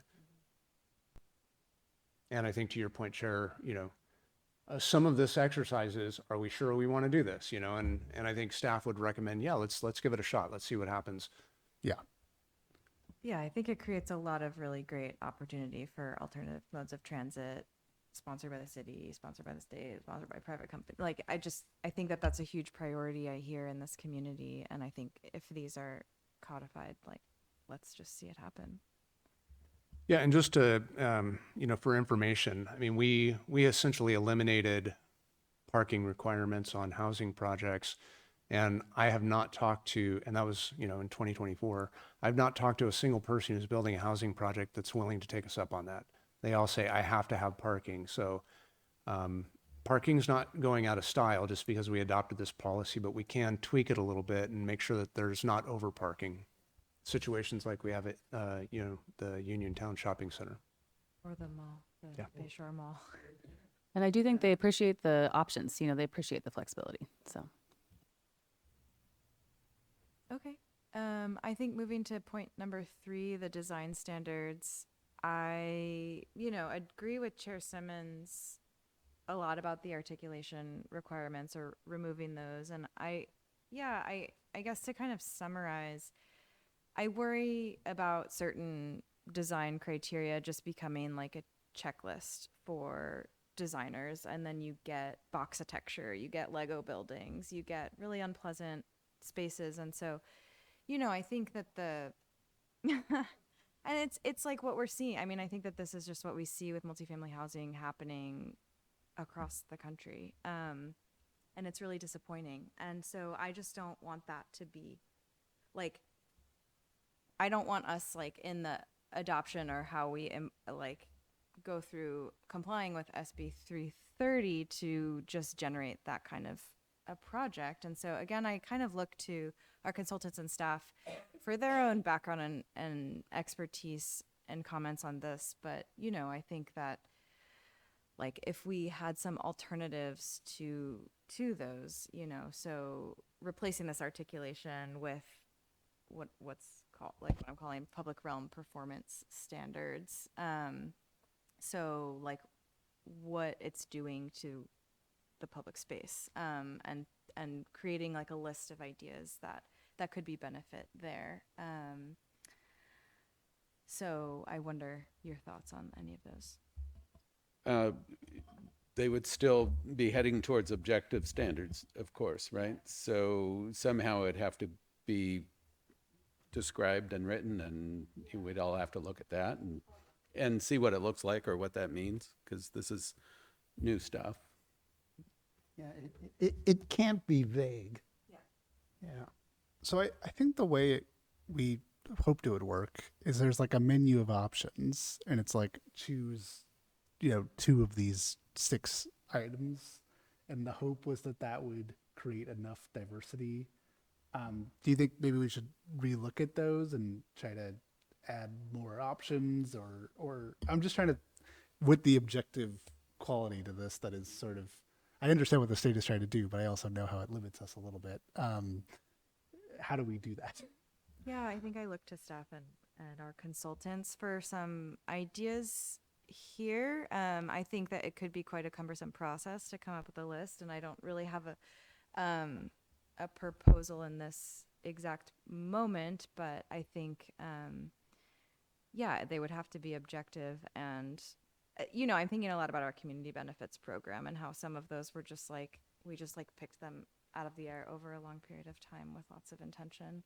But I also think that there, some were missed because they just weren't in the room, and I think this could end up in a similar place. And so I would want to avoid something like that and really, so I think I'm like really seeking some expertise and ideas over there. I'll ask Monica to address this as well, from Lease Weiss Consulting. I think you are exactly right. This is really hard to get right. And I think, Chair, to your point, in your presentation, the Jacoby Storehouse doesn't have any of that articulation. It's a beautiful building. The project that we approved tonight wouldn't have met those articulation requirements, but it's a fantastic building. And so clearly we kind of got it wrong, and we need to fix that. And I'm not sure exactly how to do that, but I think we can workshop it a little bit. And I think we're kind of on the right track. We know what we need. We know what the end condition is that we want to get. We just need to think of a way to describe that in ways that make them objective design standards. It's really hard to get good design if you have a checklist, and it's, but if you're trying to be objective, how do you get away from a checklist? I think if your checklist is about like use or benefits to like the streetscape, like the public sphere, rather than, I think this like facade articulation pattern that we've seen is just like, I don't know where that came out of, and I've seen really great projects that don't have any articulation. And I think it's like corners are expensive to build. Like, I think that it's a challenge, and I just want us to try to figure out a way to move away from that. where are we at with this project was objectively designed by an architect and therefore it's objectively I think Monica's jumped on. I can see she's turned on her camera. So maybe Monica, do you want to help us out here? I do. Thank you, David, and I'm sorry for leaving as a panelist, and thank you for adding me back into a panelist. So I'm Monica Siblick from Lisa Wise Consulting, and was happy to speak to you 2 weeks ago, and happy to be back. And I'm glad that we're diving into some of these topics. Objective design standards and we've given a lot of thought to this for the past 5 years since SB 330, right? So a lot of cities around the state, have tried different ways to address, to develop and work into the regulatory framework, their code or other documents, design standards, and how do they work with the basic development standards? Are they two different things? Do they work together? And we found that there's no shortcut, right? We can look at other cities and see how they do it, but we'll notice that it just doesn't work for your city, for the city we're focusing on. So it kind of do it the long way. I mean, we look at existing buildings. What are the buildings at the city that are just buildings that are widely appreciated by the community, and then we try to drill down into what is it about them that works. And this just varies from community to community. We look at design review. What are some records of design review that tells us what have you all discussed and what comes up and what are your priorities? Of course, reach out to the community, hear about their priorities. We'll draw on the discussion that you all have already had during the gateway process, and lend our own input in terms of our knowledge about best practices and what we've seen in other communities. And the feedback we've gotten over the past 4 years or so from communities that have implemented design standards that we've worked on is really valuable. So, and then also, of course, we have to take into consideration costs, and we are sensitive to that. And sometimes there will be a standard that is demanding of something expensive, and that's just something that the community is going to intentionally require anyway because it's important. So it's sort of all of the above. And I can also tell you we tend to stay away from point systems that don't really work. Sometimes we will say, okay, two out of the following 6, and then we'll try to make sure that the cost and the impact of each is commensurate. We have also worked with communities that have historic architecture, and a lot of times there's different feelings about, well, we want to replicate that, and generally we don't advise, although some community members would prefer to see historic styles and elements replicated. We generally fall into the camp of these are buildings that are built today, and we wanted to do the best of what we see that is being built today, while acknowledging established patterns, in terms of form, module, height, and just working through standards that way.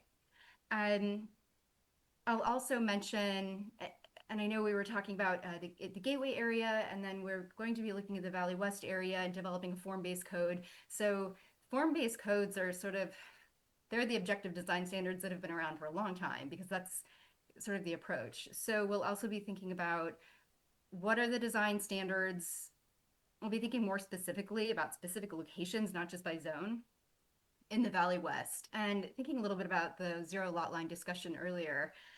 We'll want to do it very sensitively. So that's something that we would be inclined to say, okay, there's an advantage to having a continuous street wall because it makes for a walkable district, but it doesn't necessarily need to apply to an entire zone. Maybe it's in specific areas where we intentionally want to create a certain feeling. And that can be true in a form-based area. It can also be true in just parts of the CM or the CC elsewhere in the city. There are ways to build that into a code. So that's a very long answer to say that there's just a whole lot you got to think about when we develop design standards. But as we work through it, hearing your priorities and your concerns are going to drive the work more than anything. I think to the question too about what about the standard that it was designed by an architect? I think that would have worked, 10, 15 years ago. I feel like now that wouldn't quite qualify as an objective design standard. And we had a planning commissioner who famously pointed out that, some architects design really poorly and so on and so forth. I think that, this is an evolving conversation. We took, the Gateway was really our first crack at it, at objective design standards, and we've already learned a few things. So maybe dialing back on some of the features that we thought were going to be important to add that visual interest, and starting to focus a little bit more on, what's most important. We had one of our architects during that time frame tell us, well, if you do these step backs, you're going to create more expensive buildings. People aren't going to build them. That may be true. And I think we made an intentional decision to add step backs to larger buildings to address the community concerns about, shading and bulk and mass. So, that's just one example of many where, I think if we think through, specific design challenges that we want to make sure that we don't replicate, we can avoid those through these design standards, and then maybe free it up a little bit and say, look, we're not going to be as prescriptive. And we're going to trust the design professionals to design good buildings. And then we're going to accept that not everyone is going to agree when a good building has been designed. But there's a lot of subjectivity in it. Any other comments or thoughts? This is the problem of our time. I think it's a real challenge. And I appreciate the comments, Monica. Thank you for those. Yeah, I think you also touched on kind of this, these comments of like nodding to our historical past. And while I think it does create a really interesting and unique fabric, I would be hesitant to propose that our buildings need to like replicate any sort of Victorian proportions. I think we're building with materials and technologies of today, and I just don't. I think restricting us to kind of a past style is just not appropriate. Agree. Okay, so with this one being like, who knows? This is a big like thing to chew on. Maybe we can just like, I don't know how to kind of digest this enough to move on, because I do realize time is passing. I think we're pretty much in agreement with what you've written here, unless anyone has any. And so we'll just forward that on to the city council If and at LWC. some point in the future we have an opportunity at one of these meetings to look at images, that would be helpful. What's a bad building, or a 4-story bad building, or the worst, or I don't know, Maybe even a field trip maybe even a would field be trip. nice. Yeah. Just throwing it out there. How far do we have to drive do to like see a field bad trips. building? I wanted to say too that some of the things that Commissioner Ham listed as examples to make it more about relationship to the street are things that the Gateway Code does attempt to do. Talking about minimum transparency, no blank walls longer than a defined length. These are concepts that we have attempted to address. So, maybe it's not start over from scratch, but figure out what's working and what maybe could be improved, and trying to make it a bit more dynamic and less prescriptive is what I'm hearing. Yeah, I think that's exactly right. Because again, back to the UROC project that we just looked at, it didn't meet the glazing requirements, and it didn't meet the point of entry requirements, and it wasn't going to. It wouldn't be designed for its particular use if it did what we wanted it to do. It wouldn't have had the same architectural feel if it had that much glazing. So it's a tricky one. But that's the last I'll say. Just a comment about that UROC building. You know, when I opened the agenda and saw the building, my impression was, wow, that's a cool building. Good for them. And then there's this list of ways that it's out of compliance. You know, I was thinking, holy mackerel, we have this code, and here's the building that obviously we want, and we have to do all these exceptions. But good on us that we did. Yeah, well, and therein lies the rub, because you can either say, look, we cannot envision all the cool buildings that we're going to crush if we come up with a set of standards, and therefore we should have no standards and we should let any building be built. I mean, that's, you know, kind of like the extreme other alternative somewhere in there. I mean, I like Delo's suggestion that we have some flexibility and dynamism and not just go all the way to the hard left, but really that's, you know, we can't envision all of those buildings, which is why we gave a use permit requirement. And then we see this building and it's like, well, it's a shame that we required this to go through a special process because we love it, you know? Great. Thanks for all of your comments and support. Well, and well-designed buildings can easily get through our difficult process is my hope. Moving on. Yeah, so number 4, historic review. I think this, I just, you know, I don't want to sound like a broken record here, but just make it easier to get projects through these processes. So yeah, like what would require discretionary review, narrowing that, reducing the barriers there. Some like additional categorical exemptions. I am kind of curious about the Historic Landmarks Committee. I don't know a lot about them and like, do they have time limits on their review? I could speak to that if you would like. So our Historic Landmarks Committee, I just want to do a plug for our committee because they are fantastic and very qualified for what they do. I have served as the liaison for that committee since I started 7 years ago.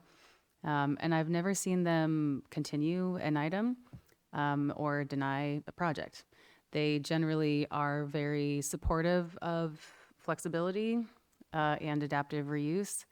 And generally, I would say, you know, if there is a delay, it's less with the committee and just more with our existing process.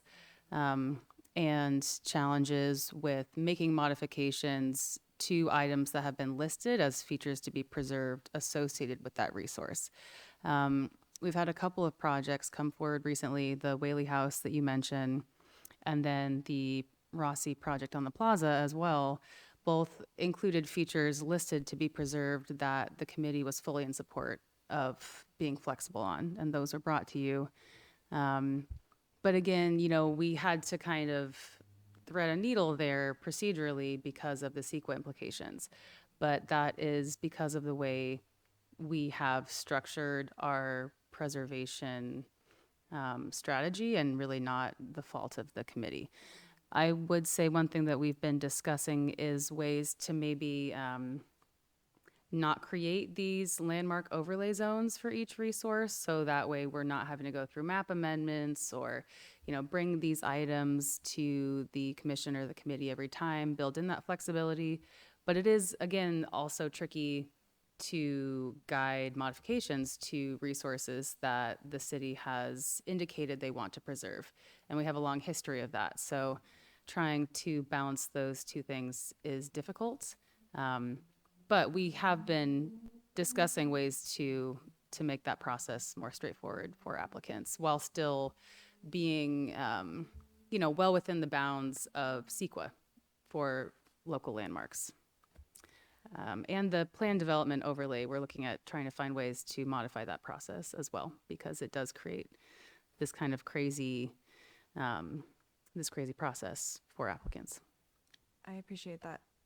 background. I guess I'm kind of wondering, is there a way that if a project meets the policy goals, like adding housing, for example, like, do we have to deliberate, us or the Historic Landmarks Committee, all of these people involved, like, about removing bars on windows that may or may not be a historic feature? Like, is there a way to, like, prioritize how these things are processed so that it doesn't actually go through this, like, lengthy process if it still meets our, like, larger priorities as a city?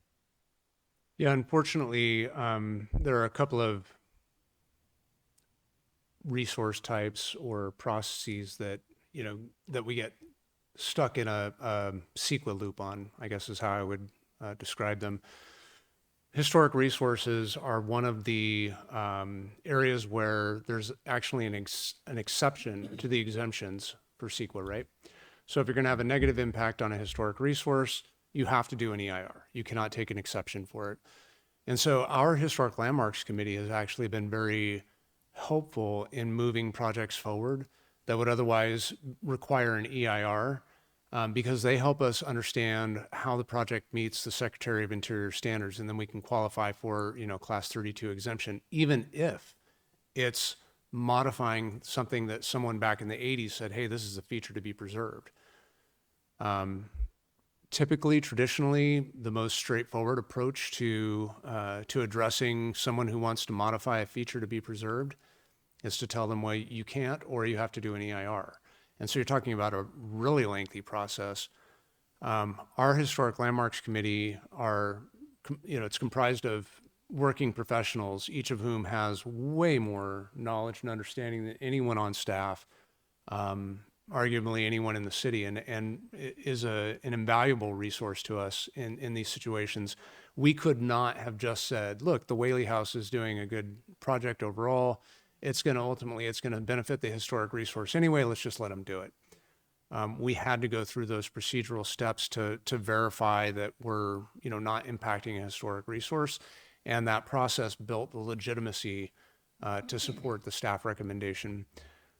When it comes to the other procedural details, like how you actually affect that, when we set up our historic resources preservation program back in the the 70s and carried forward into our last general plan, we were creative. We created these zone districts, special overlay zone districts for historic resources that allowed them to do many things that other properties couldn't do, a lot of the adaptive reuse and that sort of thing. What we really didn't anticipate is that, that's great once you do it the first time. We kind of had a, come one, come all approach. If you want to be a historic landmark, we're going to waive all the fees. We got, most of our historic landmarks within a couple of years around the late 80s to early 90s. But then to modify those, it's the same as doing any kind of land use code amendment. It's $10,000 deposit right off the get-go. It's impossible. And so we've consistently worked to try and find, ways to work around that. And what Dilo's alluding to is what we're going to be proposing is sort of downgrading those ordinances to more like resolutions, things that can be done a lot more quickly. Thinking of different ways, both with historic landmarks and planned developments, to simplify the review so that there's still some kind of discretionary consideration. It's not that they're just happening over the counter at planning or something like that, but that there is a public process and discretionary review, but to really simplify what that looks like. We're hoping to be able to find a way to systematically do that through this update process, where basically all the ordinances get downgraded somehow to a resolution. Don't have all the details worked out, but we are thinking a lot about this. Had the same experience that you did.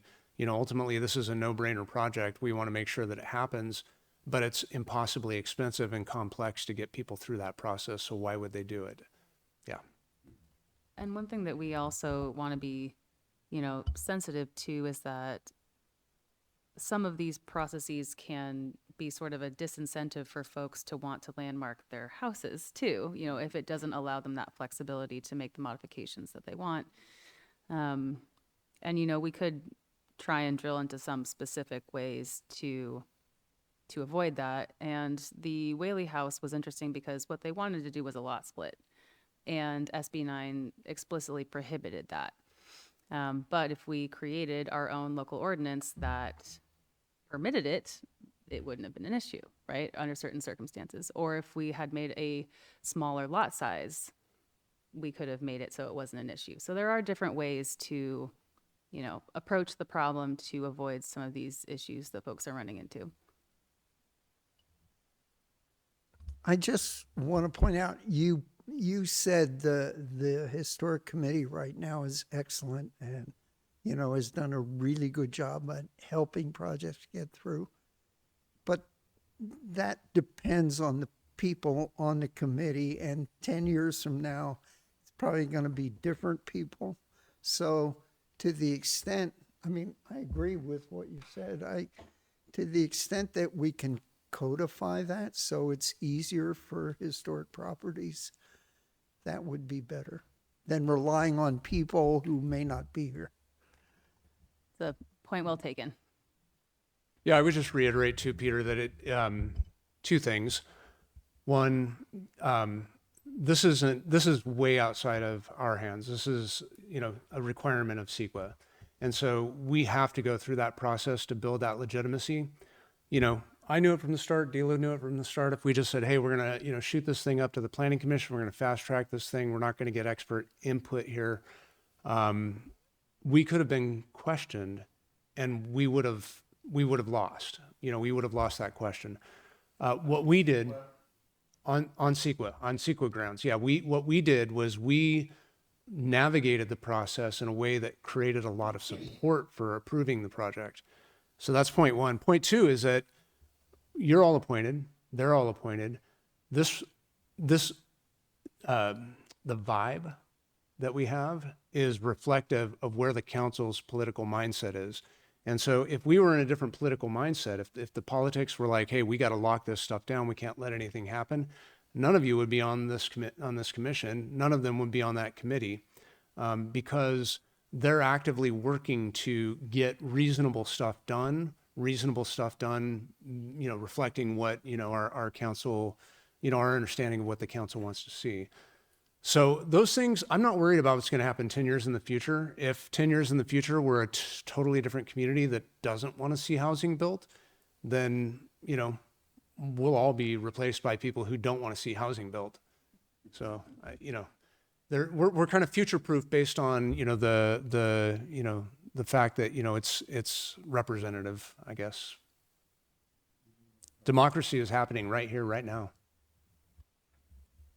Just one more thing while we're on this topic. I think in the general plan, we did a list of historic resources. And part of the idea was like, this is the list until we specifically add new resources. Is that sort of still the direction from the city? Well, just to clarify, so in the Gateway area, we said if you have chosen to be listed or not, these are the resources we've identified. But in the historic preservation element, the only list in there is our current landmarks, which is a voluntary listing. So it's not representative of all resources in the city, just to clarify. But yes, the intent is to have all historic resources mapped so that whether they're listed or not, people know in advance that they have a historic landmark or a historic resource. Harder than you would think. But it's harder than you would think. We're attempting. But DELA's made a lot of good progress. We just haven't adopted it yet. And I think we've got DELA's the master on this one. She's come up with a strategy that we will be able to get there. Looking forward to it. Okay, so I think that covers historic review. Totally. And my last 2 points, I think, are not really, we don't need to belabor them, streamline permitting. I think it's on the way, from what we saw from the presentation from Lisa Weiss last time. It just feels like even just the code being laid out in a different format, I think things are on the move in an upward direction. I think it's my general, preference for more ministerial approvals of everything. I'm also just going to talk about the next point, Valley West, because I know we're going to be in the future talking a lot about that. I don't have a lot. My point is that I don't have a lot to say, and we'll be talking about it in the future. And that's all for now. Thank you very much. Do we have two thumbs? It feels like, sorry, the topic that percolates through all discussions, and I love it. It's Great. So it is 7:36, I think. Peter has given us one and a little bit of notes. I'm hopeful that we can get through this before 8. And then the only other commissioner who sent in notes was Vice Chair Strickland, who's not present. Maybe what would be the best way to handle that, do you think?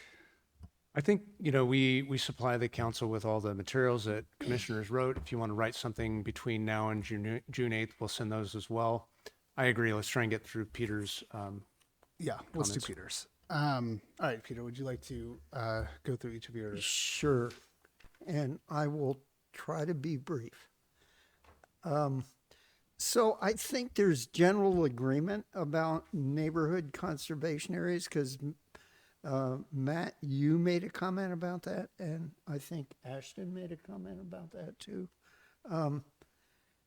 We are trying to have objective standards, and I've quoted here from the city's website, which was the rationale for neighborhood conservation areas. And it is to assure that new construction, modification, or alteration of noteworthy structures and significant changes to other structures are harmonious with the existing character of the neighborhood. And that's a very vague requirement. And as I think Matt has pointed out in the past, that kind of vague statement is often used to delay or prohibit housing, especially multifamily housing. So I would say that we eliminate them.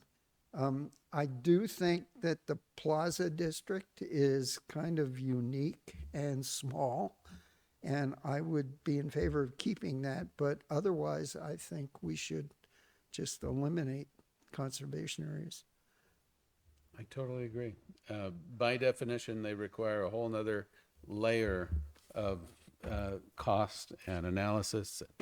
And that statement you read is the most subjective thing that's come across our plate in a long time. I mean, that's just, we're beyond this. I'm surprised we still have them, and I'm thrilled that we're discussing this. And I think you all already know that I'm in favor of getting rid of them, and I'm seeing a nod from Ashton. So that's 4 out of 4 for this. How do you feel about the Plaza District? I guess I just feel if they're written in a way that doesn't obstruct the production of housing, and I think that how they're kind of used now is like it makes it cumbersome and allows or just like forces another layer of review and process. So I don't know the idea behind potentially modifying them, but like as long as it's not used to obstruct housing. Well, and they're inherently just an extra level of review. That's what they, and it's not just for housing. Like we had to review that sign that was like a perfectly fine sign. And so even the Plaza, I'm not sure that, unless we're worried about David approving something really ghastly in the Plaza, but that's what we're worried about here, right? Well, and he could always elevate it to the commission if he had concern as well. Yeah. Yeah. The question is, does David need to ask us for permission for every new sign in the Plaza? I'd be happy with getting rid of all of them. I would too. The Plaza does have it actually has 2 layers because it's not only a neighborhood conservation area, it kind of has 3 layers. It's got a neighborhood conservation area, it's got a historic district, And then arguably the central commercial has another set of, policy or standards that are associated just directly with it. The neighborhood conservation areas, my understanding is that they were basically enacted to try and put another layer of historic review over these areas. They're laid over our older neighborhoods with higher concentrations of older homes. And I believe the idea was to ensure that there was additional attention spent to these neighborhoods.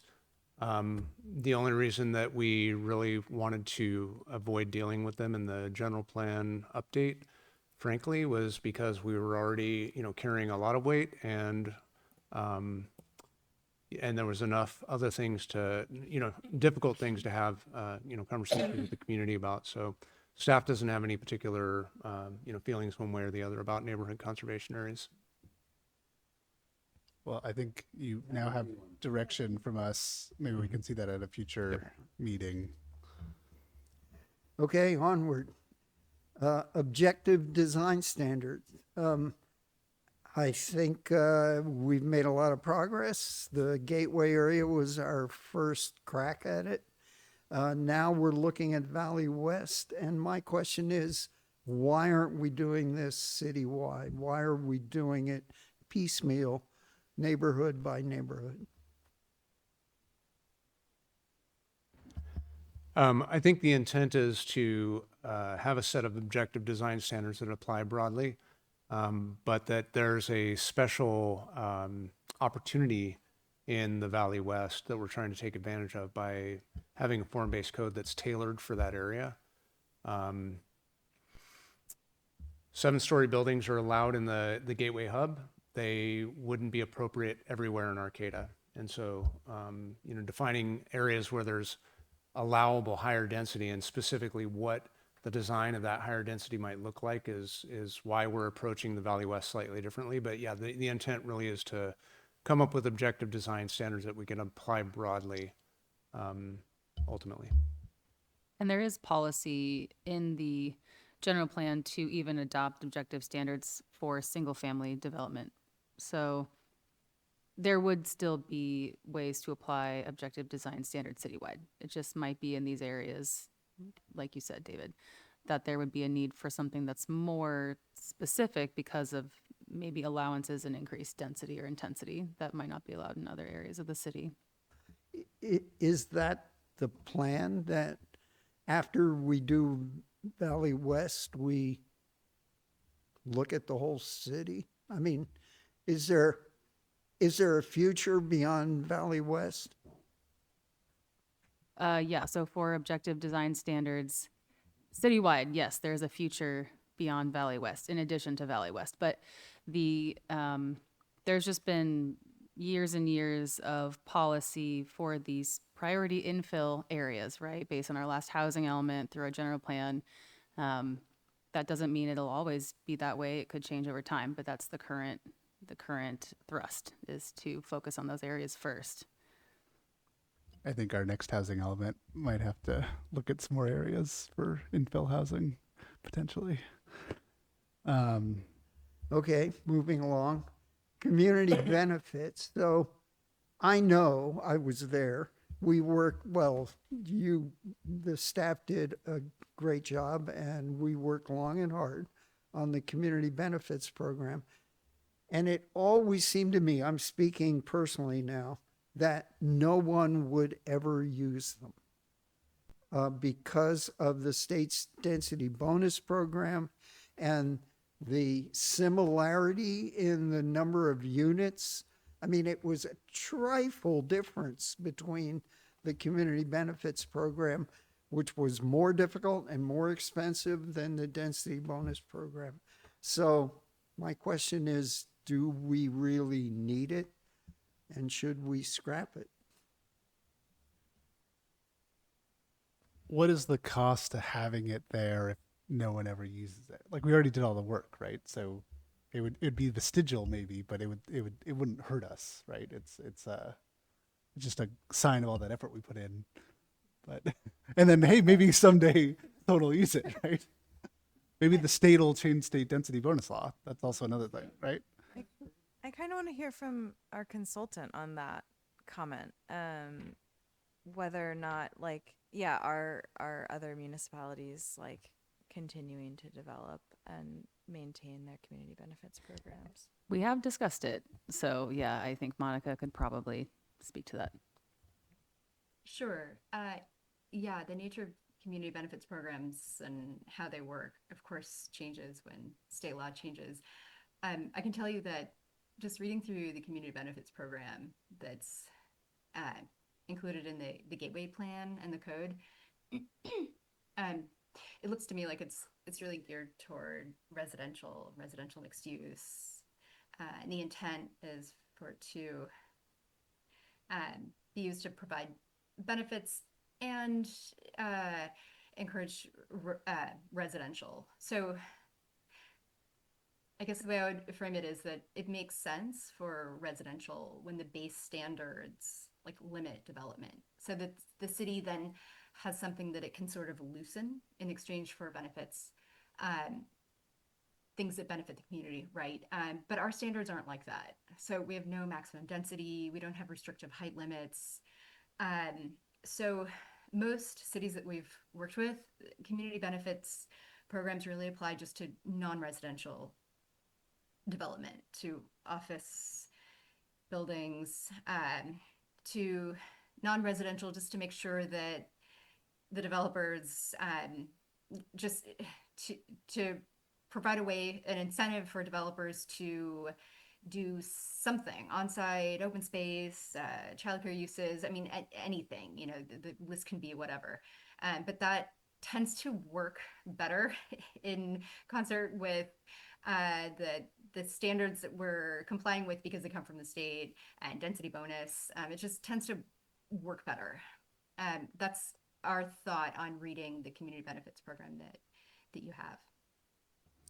Yeah, and I'll just add to that, you know, this was really, you know, my brainchild from about 10 years ago, as a way to trade off the fact that we weren't going to have discretionary review with conditions of approval. A lot has changed over the last 10 years. And so I would say it's time to give up the community benefits. I agree. If they don't get used, and they're vestigial and they don't harm anyone, that's great. We don't know how many people are going to look at our code though and say, oh, I'm not going to pay for those community benefits. I'm just not going to develop there. So I do think that there's some benefit of having a code that is clean, that really does what we want it to do, providing those objective design standards. And this is maybe a good segue into your next point, Peter, about inclusionary zoning. Sorry. So you are suggesting that we drop the community benefits program? I think that the community benefits program suffered the sausage making of you know, policy, and is completely far afield from what the original intent was. And I think that it's you know, almost indistinguishable from just saying, you know, we're going to charge 15% more on projects. And so I don't know that we are going to get projects that ultimately do pay for those community benefits. To Peter's point, it would be a lot cheaper to add 3% extremely low or very low housing into your project and say those community benefits are the standards that I'm going to not have because I'm doing a density bonus project. So I don't think that they, in light of all the changes to Housing Accountability Act, Builder's Remedy, et cetera, I just don't think that they have the same effect that they might have had 10 years ago. So I would support eliminating them. I would also support keeping them if people think that they're worth keeping. So I'm not adamant about it, but I just don't think they have the same effect. Do you think, David, it would discourage development because people would read them and say, we're not going to do this? It's possible. I mean, that's just a hypothetical. I can't prove it one way or the other. I don't know the people who aren't going to talk to us because they read the code and think that's too expensive, but it really does. I mean, we even had conversations. If you recall the final conversations we had about the community benefits program, they had dwindled down from these really, you know, amazing ideas about things that were actually going to get built in the community to 10% towards this fund, 15% towards that fund. And then I think, Dan, you were the one that suggested, why don't we just make it a you know, one big bucket, 15%, you pay us 15% of whatever your project is, and then we use that for good, community good. Because the program had literally devolved into a pay-for-play, way to get ministerial approval. Now projects don't need to pay to play to get ministerial approval. All they have to do is demonstrate that they meet your objective design standards. And so I don't see why anyone would agree to pay that additional cost when there's an alternative, at the ready in state law. They would do a density bonus project. Okay. I mean, I already called them vestigial, but I guess we're evolving to no longer have them. So I mean, it's really a policy discussion. Staff doesn't support them in the way that they did originally, and it was my idea. So I'm no, letting my baby go. We're sorry. Thank you, thank you. Okay, on to inclusionary zoning. You probably have read what I wrote. Inclusionary zoning is, has a lot of political weight behind it. It's a good idea. But, what I wrote is true. In my experience, what's happened in Arcata is that professionals, and I'm thinking of my colleagues at the university, but other professionals in town have not lived in Arcata in the last 2 decades, really. Sitting next to me is one of them, who moved to Eureka. And what we need, we do need low and very low income housing, but we badly need housing that is appropriate for young professionals, young professional families that live in our community so that they stay here. They don't go somewhere else. And I don't have a good answer for that. But I don't think we should fall over trying to provide low and very low income housing and ignore the fact that we need housing for professionals as well. A discussion for the upcoming housing element, perhaps. Something to consider, because that is something that the, housing element does force us to look at, is housing for different income categories and needs. So And definitely we're something to consider. chronically lowest on our, Above middle and moderate. high. Yeah. Yes. Challenging to build some of those types as income projects, but not impossible. And can we get in trouble with the state for not providing those categories? It seems like the trouble's always when you don't provide the low-income housing. Generally, yeah. You can for even high-income housing, or? Generally, yeah. Generally, it's not as much of a concern for the higher income projects. But I think there are implications for SB 35 streamlining if you don't build above moderate as well. But I'll say again, it is a concern here in Arcata. Mm-hmm. Yeah. I'll just flag that we kind of had this conversation with the city council late last year, and I think we reduced the requirement, but the city council wanted to keep some sort of requirement, and so we can talk to them again about it. But I think we were all the same people when we made that decision last time, so I don't know if everyone's moods have changed that much in the last few months, but yeah. I'll just add to that. I think there was a compact that we made with the community about gentrification and inclusionary zoning's role in that. I think we may need to revisit that, because if inclusionary zoning is preventing housing development, we don't have to worry about gentrification at that point. We have to worry more about not having places to live. So I do think it's a relevant conversation to have, and I think several council members, I think, are equally concerned about it.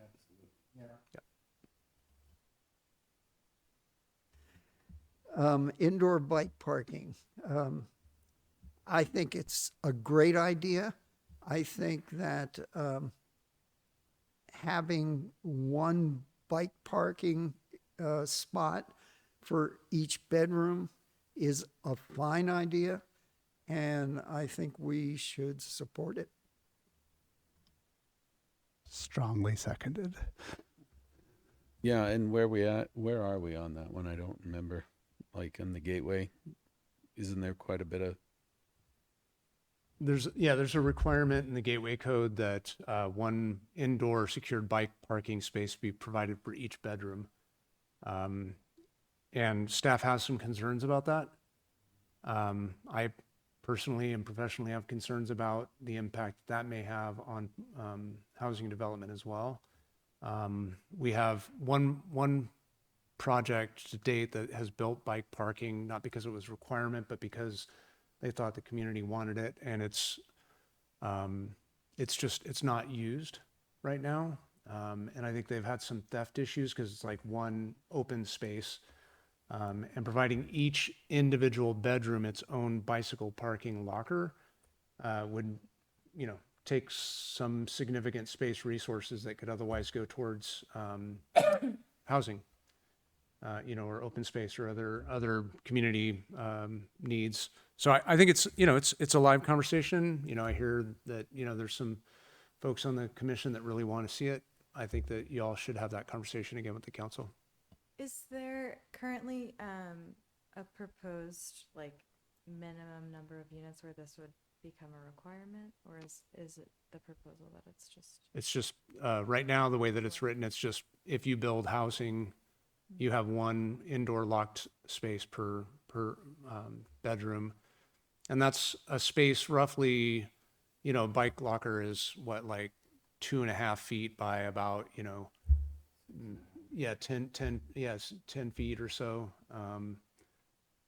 by it's big. 4 feet tall. I Yeah. mean, I think about the Cal Poly housing and that whole big structure that's all for bikes, and I think at a scale that large, it is economic, where you can have so many. But if you're talking about a smaller lot, that is hard for it to be an indoor space. And I wonder if there's any sort of like don't get me wrong, I love bikes, and I think it's really important to have bikes and bike parking, but I'm just curious for like a smaller development, if it is possible to have kind of lower standards for that bike parking, whether it's like just some sort of like outdoor covered rack or something.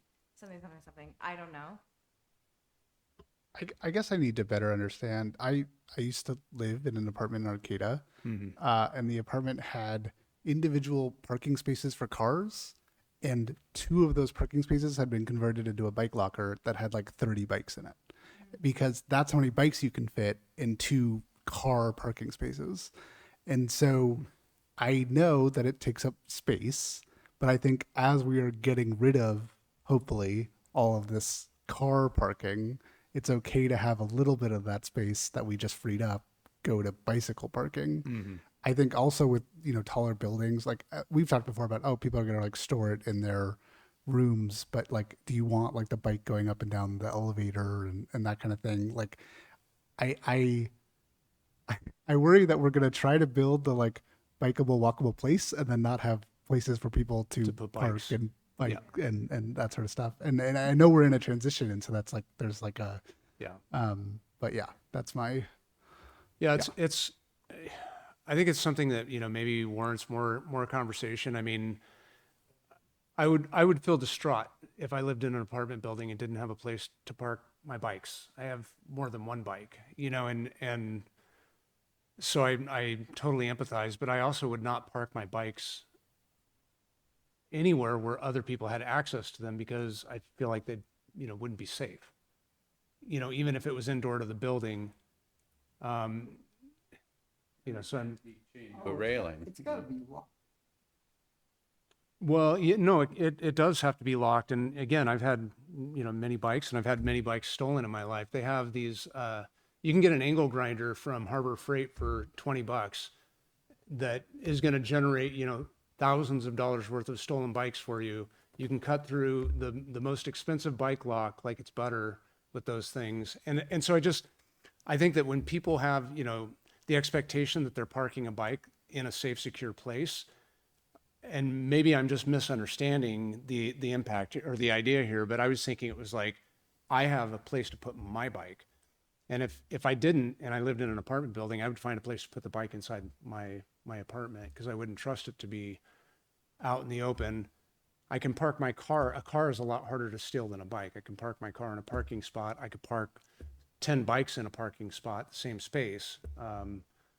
But if I had to park my bike with your bike and 8 other people, I would have concerns about that. So I just, warrants maybe a little more conversation. Is one bike space per bedroom the right number? What does that secured bike parking look like? I'm envisioning a bike locker that, is enclosed. Yeah, that you can park your bike in. Right. Yeah, that's a lot of space. In particular, because really to make those accessible, you have to have them all be ground level. You're not expecting people to pick their bike up and put it in top. I feel like there's a lot of rabbit holes we can go down with this, and maybe we should have some sidebar conversations before coming back on the planning commission city council meeting on the 8th. It'd be interesting to know what some other communities like Davis, what's their code read on this kind of a thing. If I may jump in briefly, what struck me with this comment was this use of the term indoor. For me, I wanted to know if that was intentional, or it's like, we talk about covered and secure spaces, but they don't necessarily need to be like conditioned space indoor. We look at Cal Green, there are standards for bicycle parking. So they're sort of tried and true, right? But if we talk about indoor, that's a little bit different. And especially if we're eliminating parking minimums, then that space that might be there anyway, where you park a car, it might not be built, right? So that might be a builder might think, oh no, I need more indoor space. So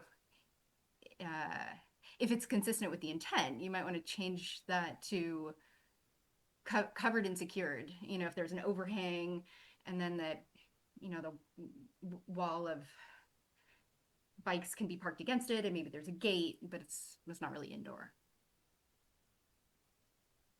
Yeah, And good point. the secured is important too, right? So maybe there's a security camera or something to deter theft, right? Because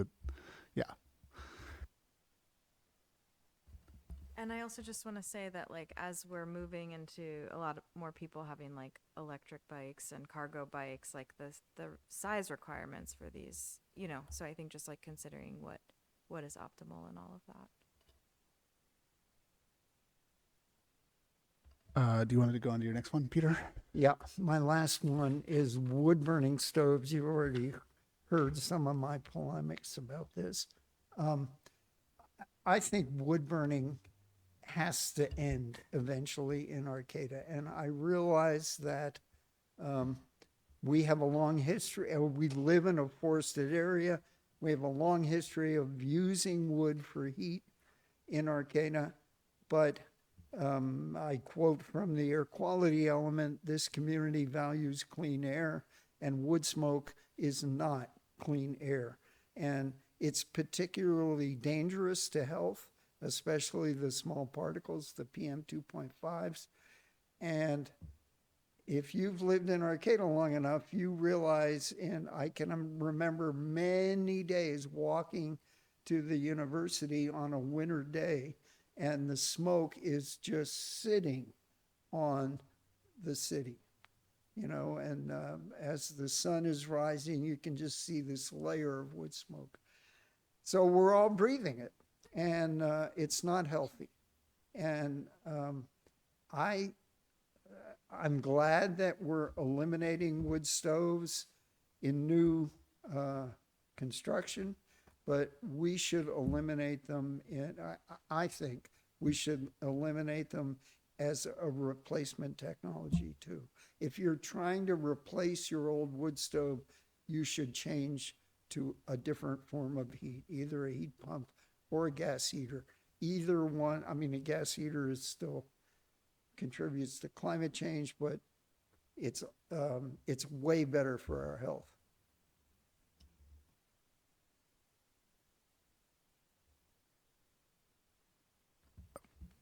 Any thoughts on this one? I appreciate the concern for our health. and I don't have any strong comments.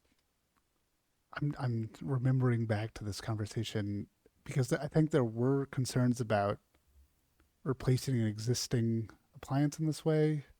And and then there were concerns about affordability too. I'm flagging what the city council said last time we tried to do this. Yeah, I think the concern the city council had was if we were to prohibit wood stoves entirely, including replacements, that would lead to bad outcomes for vulnerable people who can't afford to take on a new technology.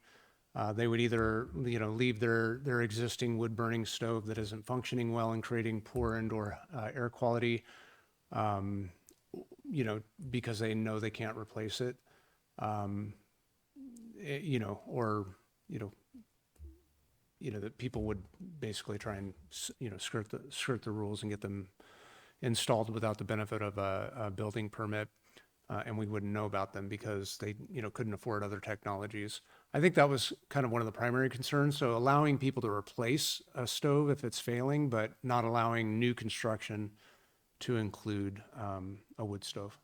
I wonder if there's a sort of softer city policy of, pointing folks towards RCEA is about to do rebates for, improvements to homes, particularly for low-income people around electrification and weatherization and things like that. Mm-hmm. And so the city could, kind of be more proactive in saying like, hey, like we really think you'd be better off without this wood stove. Like here's where you could get payment for one, like kind of more of an official sort of, instead of saying like, no, you can't in that sort of situation, like being sort of more carrot than stick, if that makes sense. We can definitely do that. And I know that, one of the ideas that came up was not only around just the cost of replacing the technology, but there's the wood program. So low income seniors can get free wood through the winter. No one's going to be giving them free electricity or, gas to run a new appliance. So I think that was kind of the idea, but yeah, no, we definitely want to promote RCA's programs as much as we can. But to your point, Commissioner Lehman, I think that it's a good conversation to bring up to the council again. Okay. Well, Abby also submitted comments, but a lot of them are I think we can get sort of, either we can give comments saying we really don't like them or we really do like them to the city council on June 9th. I don't know if we have to go through them in this play-by-play sort of way. Abby, when you watch this, you can email me to tell me you disagree. I don't quite remember how much of them dovetail. Most of them do with stuff we just covered, right? Yeah. So I think with that, I'm realizing now at the very end of this that I never opened this item for public comment, I don't think. Now's a great time. Is there anyone online watching us deliberate all this? There is one person online. Okay. Commenter, if you would like to comment on this item, please raise your hand. You will have 3 minutes to speak. Go ahead, Dan. Hey, yeah, hi, I'm Dan Shaheen. I'm wondering where pellet stoves factor in. Do those count as a wood-burning stove under this proposed legislation? Thanks. They are often, mine is EPA rated and are considered an low emission alternative. So I'd like to hear how that factors in. Thanks. Thank you, Dan. Anyone else online? Nope, that's it. And I can certainly address the question if you're. Yeah, go for it. Yeah, wood pellet stoves would be considered part of that prohibition as well. And to be clear, the current prohibition is only on new construction of these, not on anyone replacing an existing one. Correct. This was something to be discussed. Yeah. And it currently includes EPA-rated appliances as well. So that's still considered prohibited unless we receive guidance to suggest otherwise, even though the California Green Building Code does have examples of technology that would be considered clean burning. So not allowed currently. Okay. Well, with that, I think we can call this a really productive meeting and close this item. Do we have any correspondence from commissioners? All right. Do we have any correspondence from staff? All right. Thank you, everyone, for a really productive, thoughtful meeting. June 8th at 5, right? Is that correct? I'll be sending out the invite to you, but I believe I want to say it's June 8th at, give me one moment. As he's looking that up, I thought of a communication for the commission. Very important comments. I wanted just to remind the commission and for anybody who may listen to this after the fact that the open house related to reconnecting Arcata and the Valley West Form-Based Code is happening this Friday from 4 to 6 at the D Street Community Center. So we would encourage you to attend and tell your friends. It won't be the last opportunity. There's also something happening at the market on Saturday around reconnecting Arcata. I don't know. I saw a note about potentially tabling there, but maybe that I did not verify that. But I saw a bunch of community engagement events and was on my calendar. That'll be a surprise to us all then. Yeah. You will also have an opportunity, if you go to the open house that Dilo mentioned, to participate in engagement on the Valley West Form-Based Code. It is at 5 o'clock on June 8th. Okay, everyone. Thank you again. And with that, this meeting is adjourned.